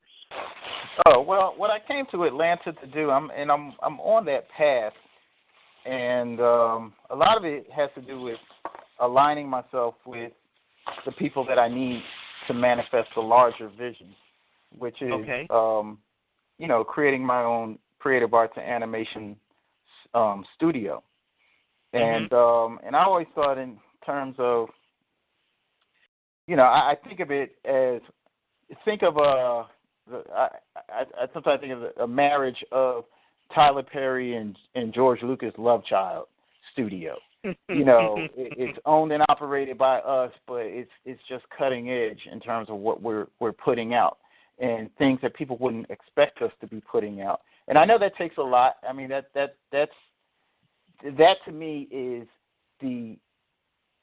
that's the larger scope of what I see, and that's what I've been working towards. I always tell people, BROTHERMAN to me is like the Mickey Mouse to Disneyland. That's just the vanguard to something bigger and greater, and it's not the end all. I mean, I have so many concepts and stories and things I want to do. Right now I'm doing freelance work, other projects, and every project I work on, I'm learning. And when I travel with the BROTHERMAN Art Show or do workshops or things of that nature, I'm always meeting new people. And when I meet new people, I meet people who actually are the type of people I need to run into. Because a lot of times, I run into artists and they want to draw for you or draw with you. And to me, that's cool. I take note of them and I keep them in mind. But it's like, and I heard you talking before the show came on about the investment. It's like, the people I need are salespeople, people who know the investment, people who know the business structure, people who can help manifest this project to fruition. Because a lot of times, you run into talkers. Because I can think of a lot of people I ran into that I thought this was going to be it. Okay, we're going to build this thing up, and then the people just disappear. They do all the talking, and then you do your part, and next they disappear. And I'm like, what's up with that? And it's kind of disheartening, but at the same time, I'm glad they purged themselves out, and I didn't get in deep with them. I'm glad they showed themselves from the jump. Because since we came out with BROTHERMAN, we had a lot of movie deals, offers from major studios and top agencies in Hollywood. But it wasn't about just signing a contract and having a movie and people taking over your property and your product and turning it into something that it's not supposed to be. So, you may be making money, but you got to drop your head whenever you tell people you're the creator of this thing. I don't want that lifestyle. So I'd rather have things go at a pace that is more natural. So because I believe the right people will come along to make something happen. So ultimately, my goal is to have this production studio. A guy, I guess he can chime in on his vision. Yeah, I think, with the BCE Pressworks, the publishing house or the publishing arm of Big City Entertainment, just continue to grow and, expand on the universe, but also expand our reach and incorporate other writers and other artists to create the kind of materials that we determine we'd like to see out in the marketplace. And that's BCEpressworks.com. Yeah, I'm right. sorry. That's correct. BCEpressworks.com. Okay. Everybody get that. We'll probably post up a link in a second. Okay. So, in large part, your intellectual property is going to stay yours because you really have no desire whatsoever for someone else to go and mess your stuff up. Because Hollywood is very good at that. They're professionals at that. And even if you were an author, should, like in my case, if I get a publisher, I'm sure to get assigned an editor. And excuse me for saying so, but editors, their job is to pee all over your work to make it partly theirs. And Hollywood is rife with that. Once you sign an option for something, you're screwed.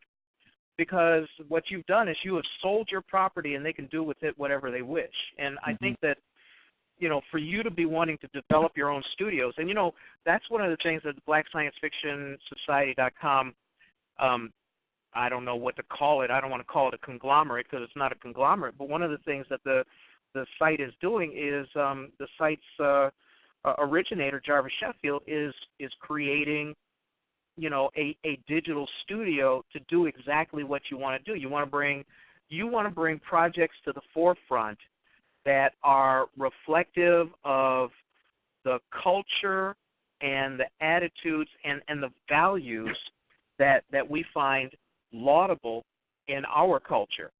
And that's right. To be able to do that without A, interference, B, somebody thinking they own you because they gave you a little bit of cash, right, is an important thing, not just for independence and not just for, bragging rights or anything like that.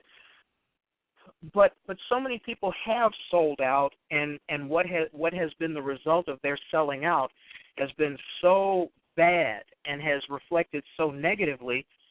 I mean, honest to God, we just don't need any more of that. Mm-hmm. So, I mean, as you guys go along, what stage are you at? How are you going to manifest this? I mean, do you have a business plan? Do you even have a timetable? The timetable is often very hard because you just never know what you're going to encounter. But, I mean, when we talk about you guys putting together your own creative studio,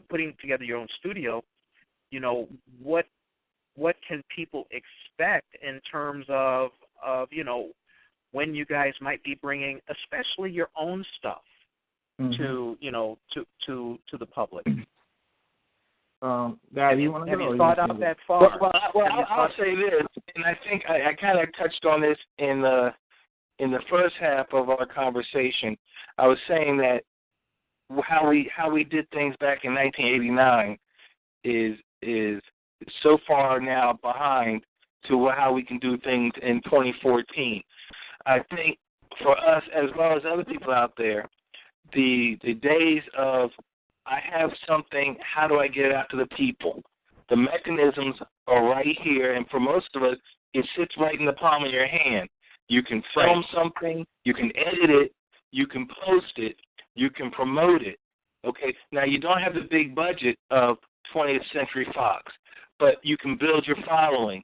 And it goes all the way back to, harking back to the days of like Oscar Micheaux and those guys, when they couldn't go to the major theaters to show their film, they had to find their niche audience, only they had to travel to them. We don't have to travel to them. You can bring all of that to yourself.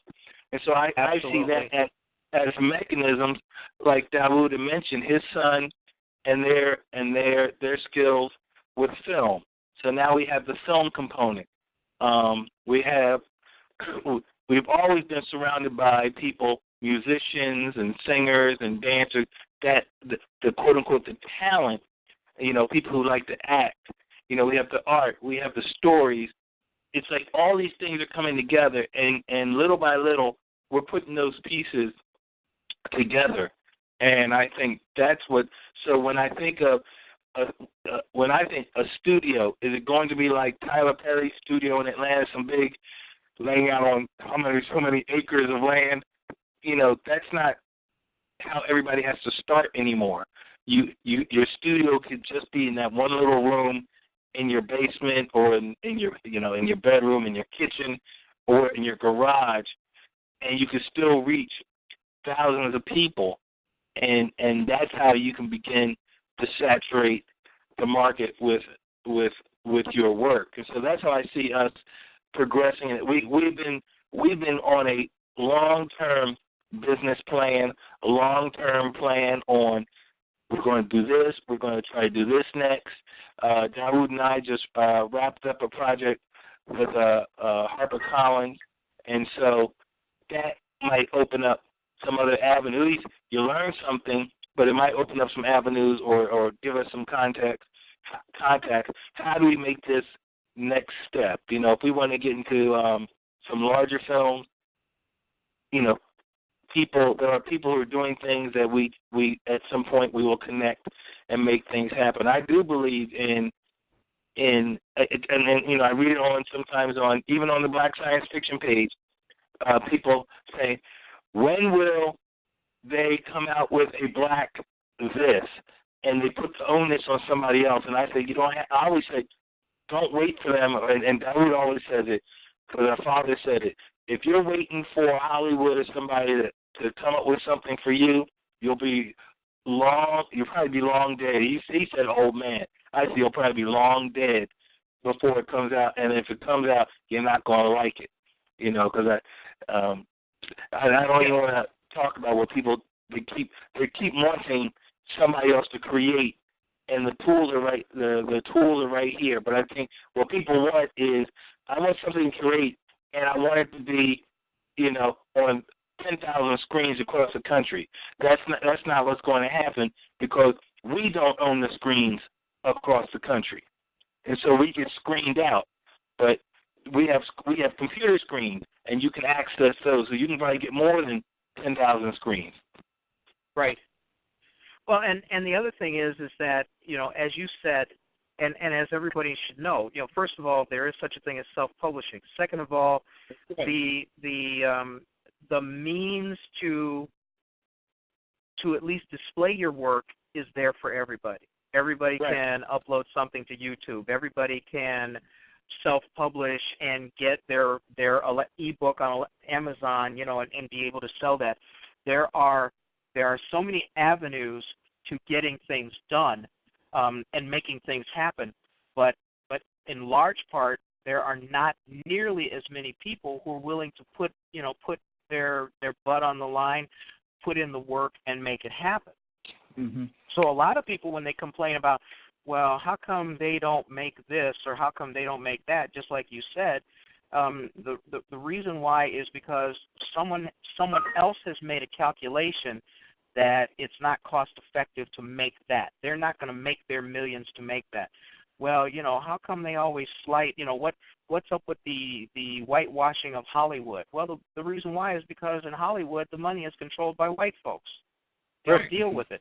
If you want to see something that is representative of what you think the world should be, or something creative that should happen, then bust your ass and do it. And don't just put up an Indiegogo page and start begging people for money for your pie in the sky a dream without putting in some skull sweat to put together a business plan to show people you are worthy of taking their money, of using their money to do something. And that's the other thing.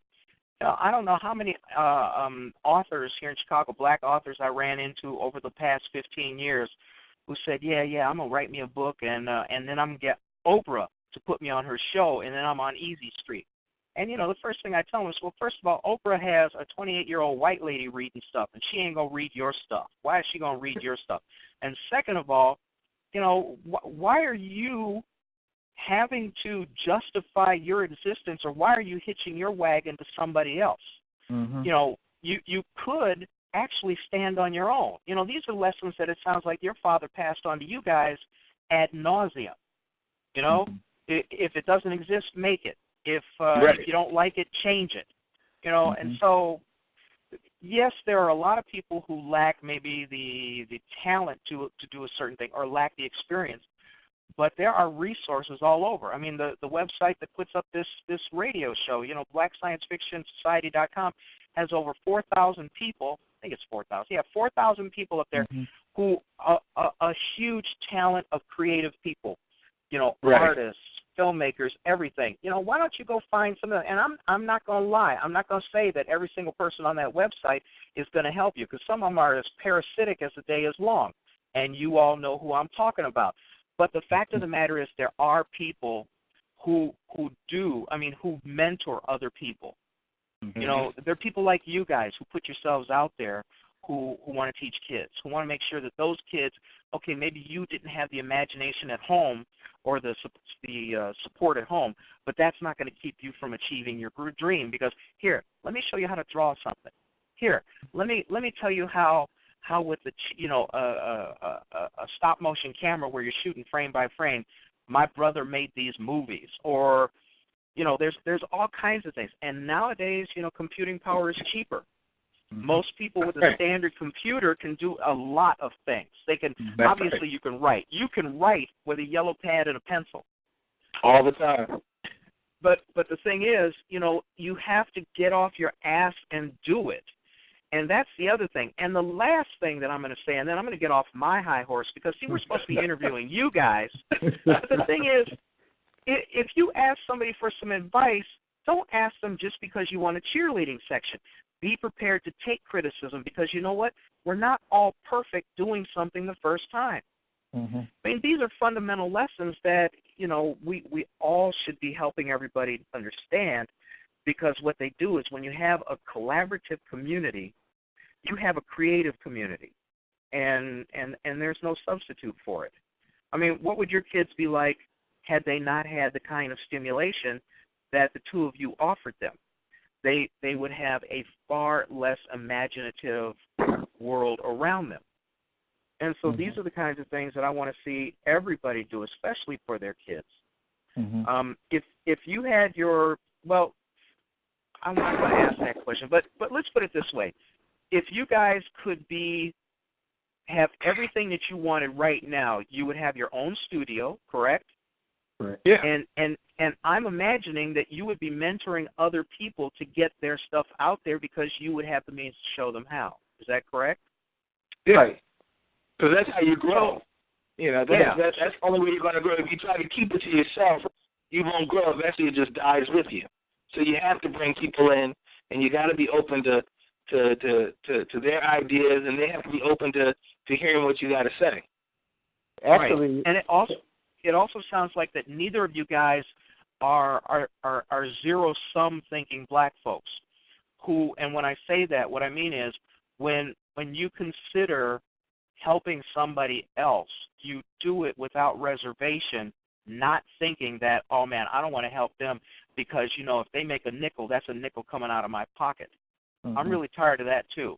Okay, I really should stop. I need a pill or something. But anyway, all of the things that I hear coming from you guys are great. You do visit conventions, right? Yeah, actually, I just did OnyxCon, the Black Comic Convention in Atlanta, 2 weeks ago. Yeah, this is their 6th year with that one. Right. Mm-hmm. Yeah, and Jarvis was there. One of the things that I would ask for you to do is when you're going to do an appearance out of town, post it up at the BSFS events calendar, because let's say somebody's going through Philadelphia and you're going back and you're doing, some event there. If somebody goes to the calendar and they do take a look at where you're going to be, or they take a look at what's coming up this weekend, they'll say, "Oh my God, look, the brothers are going to be at I don't know, whatever happens in Philadelphia." All I know is, So, I mean, post up your appearances, because that encourages people to come see you, which is something that's very important. So now, let's talk a little bit about your kids. You've got some that are musically inclined. You have some that are making movies. It sounds pretty much like you have a lot of creativity bubbling around your children. Right. Do either of you get involved in their projects? Or are they pretty much self-starters and they're doing their own things? How's that working out? Well, in my case, no, I was going to say, I'm more of the cheerleader, editor, agent. I'm that kind of the dad. But yeah, they are self-starters. Yeah, and same with me. Mine, they half the time they're working on stuff and they come show me something. I'm like, hey, when'd you do that? Right. Like they're cranking stuff out. But they'll come up to me. My sons, they call me Baba, meaning father. So they'll say, hey, Baba, can you help me with the storyboard? We got to shoot this video this weekend or whatever. Or I help my son, along with another brother who's an artist, like build the props for a movie. Like, we had to get some Nerf guns and kind of retrofit them to be like futuristic. And then we built the Sentinel police uniforms. Sure. And it was, so things like that. Like even now, it's like I tell them, hey, we need more help with stuff, let me know. Because, and I don't think it's looked upon like, hey, my dad, he's helping me on my project. A lot of that stuff I think is television, where they make it seem like it's not cool to be with your parents. That's another thing that I see a lot on television, but in reality, a lot of kids like doing things with their parents, and parents do things with their kids, and it's a respectful. It's not like old folk, young boy they don't know, or the old folks don't know. It's like they do their thing. I get it. Hey, what do you need help with? And then when they don't need help, they just do their thing, and I'm working on my thing. If y'all need me, let me know. Sometimes I need them. Hey, man, how do you do the After Effects thing with this? And my son will bump me out the way. Do this, blank, blank, blank. Oh, cool. So it's kind of like that's how the relationship is, but it's not a disrespectful. It's like I feel like my sons appreciate and love me and respect me, and I like to say, the feeling is mutual, and I see that, with Guy and his children, and even my brother who passed away, his children, they're creative. One of them is autistic, but he still plays the piano, and he's very creative. And so, a lot of that runs through the family, and not only through the family, through the company that they keep, that they bring over the house. Those young people are talented. So they come over here, they're laying down tracks, and they're doing like symphonic tracks and scoring for their films, effects, drawing, all that stuff. So, and I always encourage that, just having a house of creativity. I just like kids to come and do what you, as long as you don't wreck the house. They make movies and commercials. They like getting in contests and stuff like that. And to me, I just like seeing it. I like the activity going on, because while they're doing that, I'm working on something else. It sounds pretty cool. Hey, before we get out of here, because we got a little under 10 minutes left, tell us a little bit about Duke Denham. All right, Duke Denham. In the comic books, he is the most senior person in the comic book. He served as the district attorney in Big City, and Antonio Valor and Melody Rich, they work in his office. They work with him. But what we wanted to do is to expand the universe.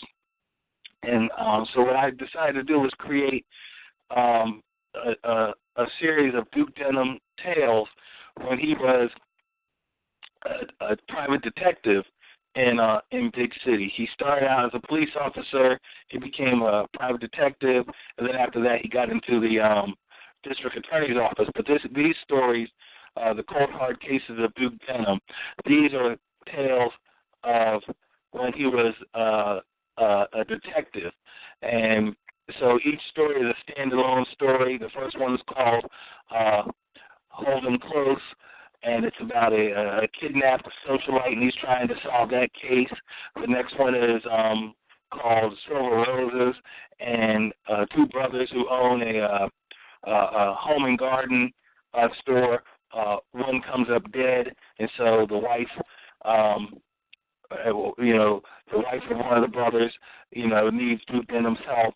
There's a third one getting ready to come out, and it has to do with the music industry. And so these are tales that kind of will also link the Brother Man comics with the forthcoming Brother Man graphic novel, Revelations. And so it's scheduled for 12 issues. 2 of them are ready. 2 you can purchase right now. The third one, I'm going to have that closer to the holidays, to the really from November on. I'll have that one ready to go then, and that's going to be a 12 mini novel series. And so it is kind of different from the comic book because it's a mini novel.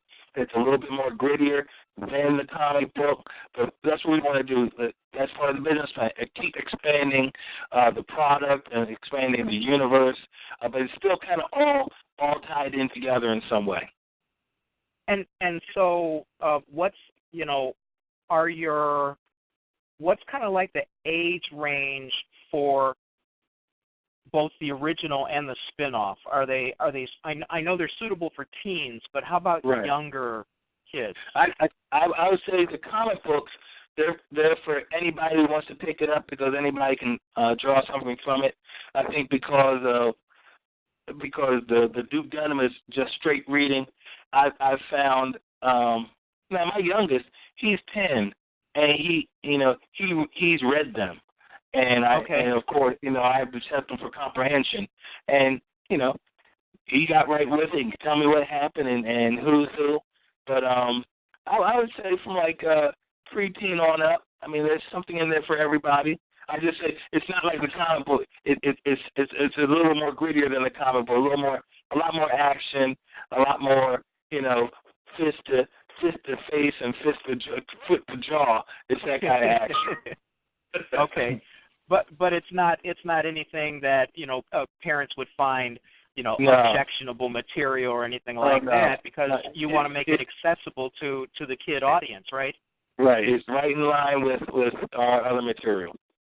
Yeah, actually, that's what BROTHERMAN was known for, was family entertainment. We always said family-produced family entertainment. We always wanted to produce properties that the entire family can get around.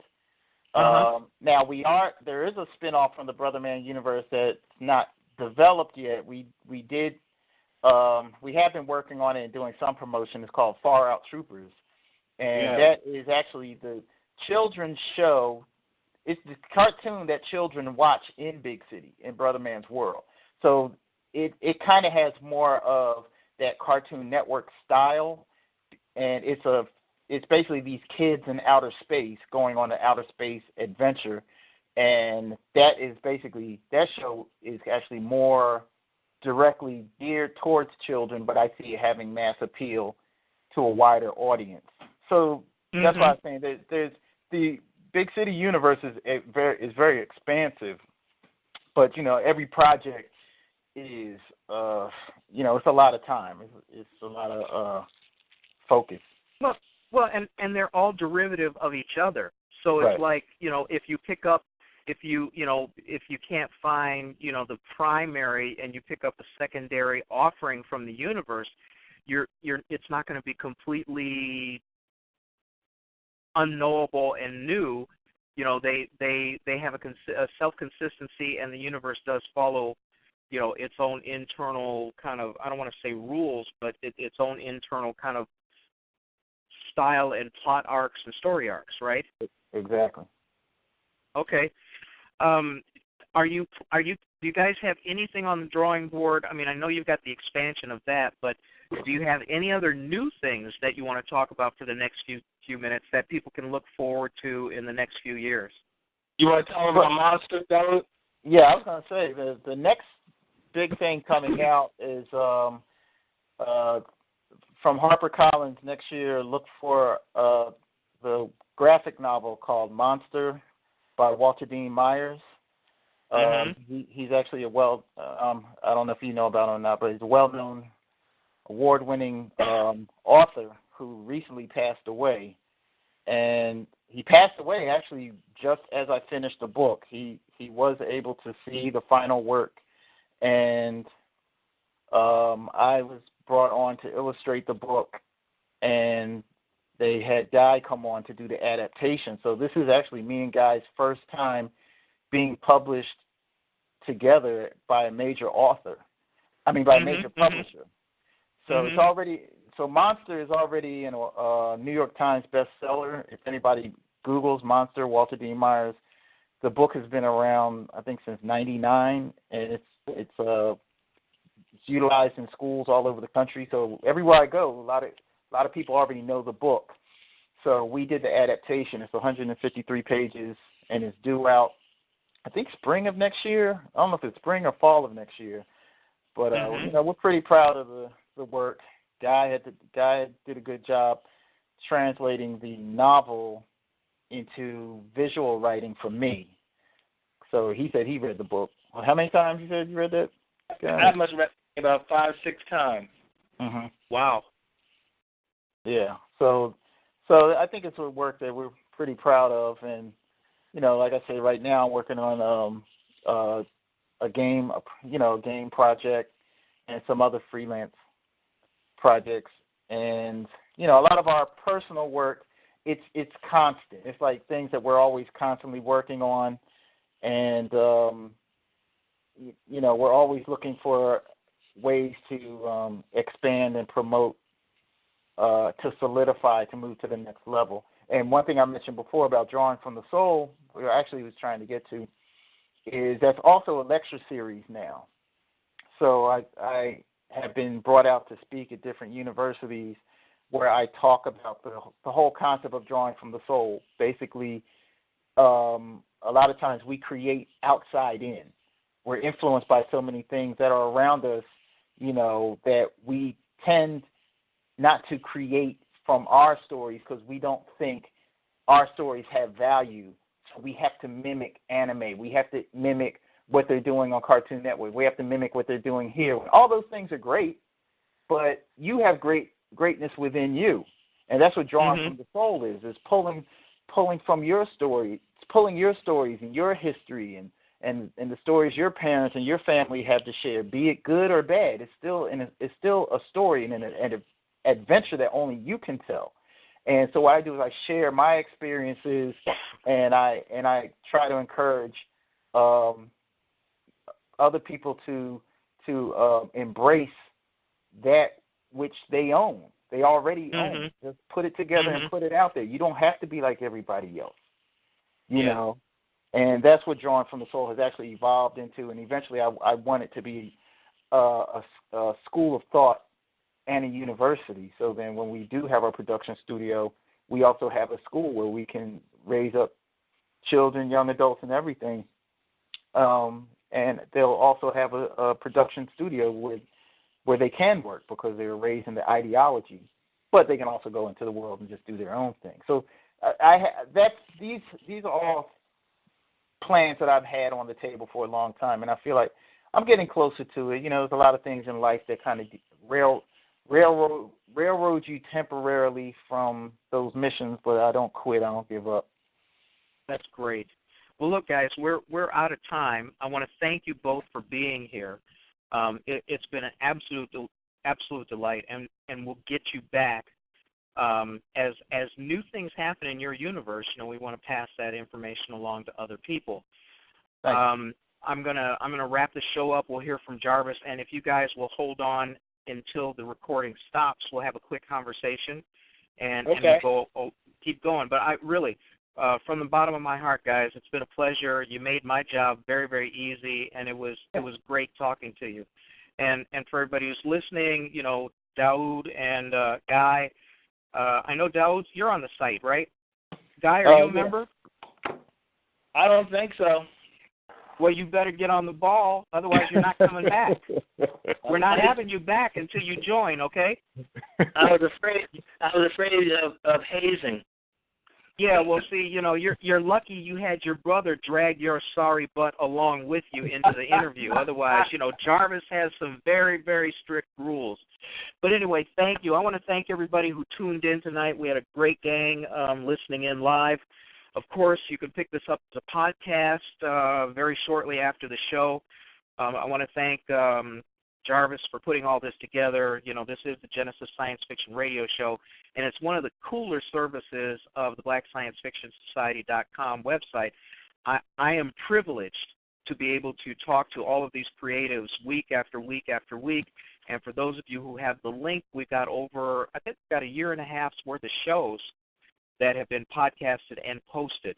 So there's all kinds of black creatives up there.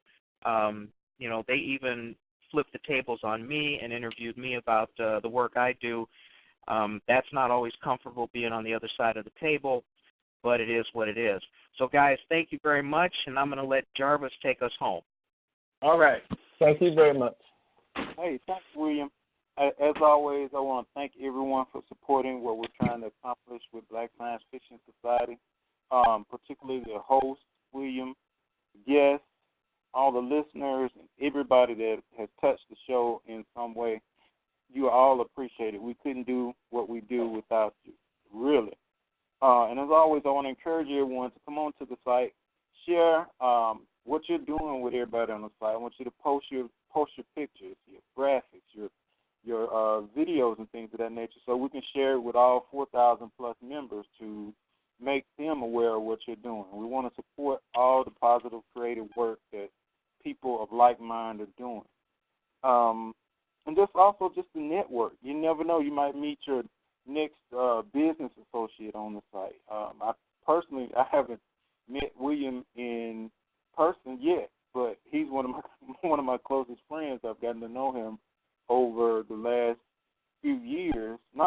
show, but just on the site in general. I'm just real thankful for you guys coming on and sharing your experiences with people that are trying to get where you are. It's greatly appreciated. And with that, I'm going to end the recording in about, say, 20 seconds, and the show will still be on so we can carry on a little more conversation. And then I'll probably be back over at the website in about 10 minutes. But this has been exceptional information that you guys have shared with everybody. Thank you again. Appreciate it. Right, thank you, guys. Really, it was great having you. All right, thank you. All right, have a good night. All right, thank you. All right, have a good night. All right, thank you. All right, have a good night. All right, thank you. All right, have a good night. All right, thank you. All right, have a good night. All right, thank you. All right, have a good night. All right, thank you. All right, have a good night. All right, thank you. All right, have a good night. All right, thank you. All right, have a good night. All right, thank you. All right, have a good night. All right, thank you. All right, have a good night. All right, thank you. All right, have a good night. All right, thank you. All right, have a good night.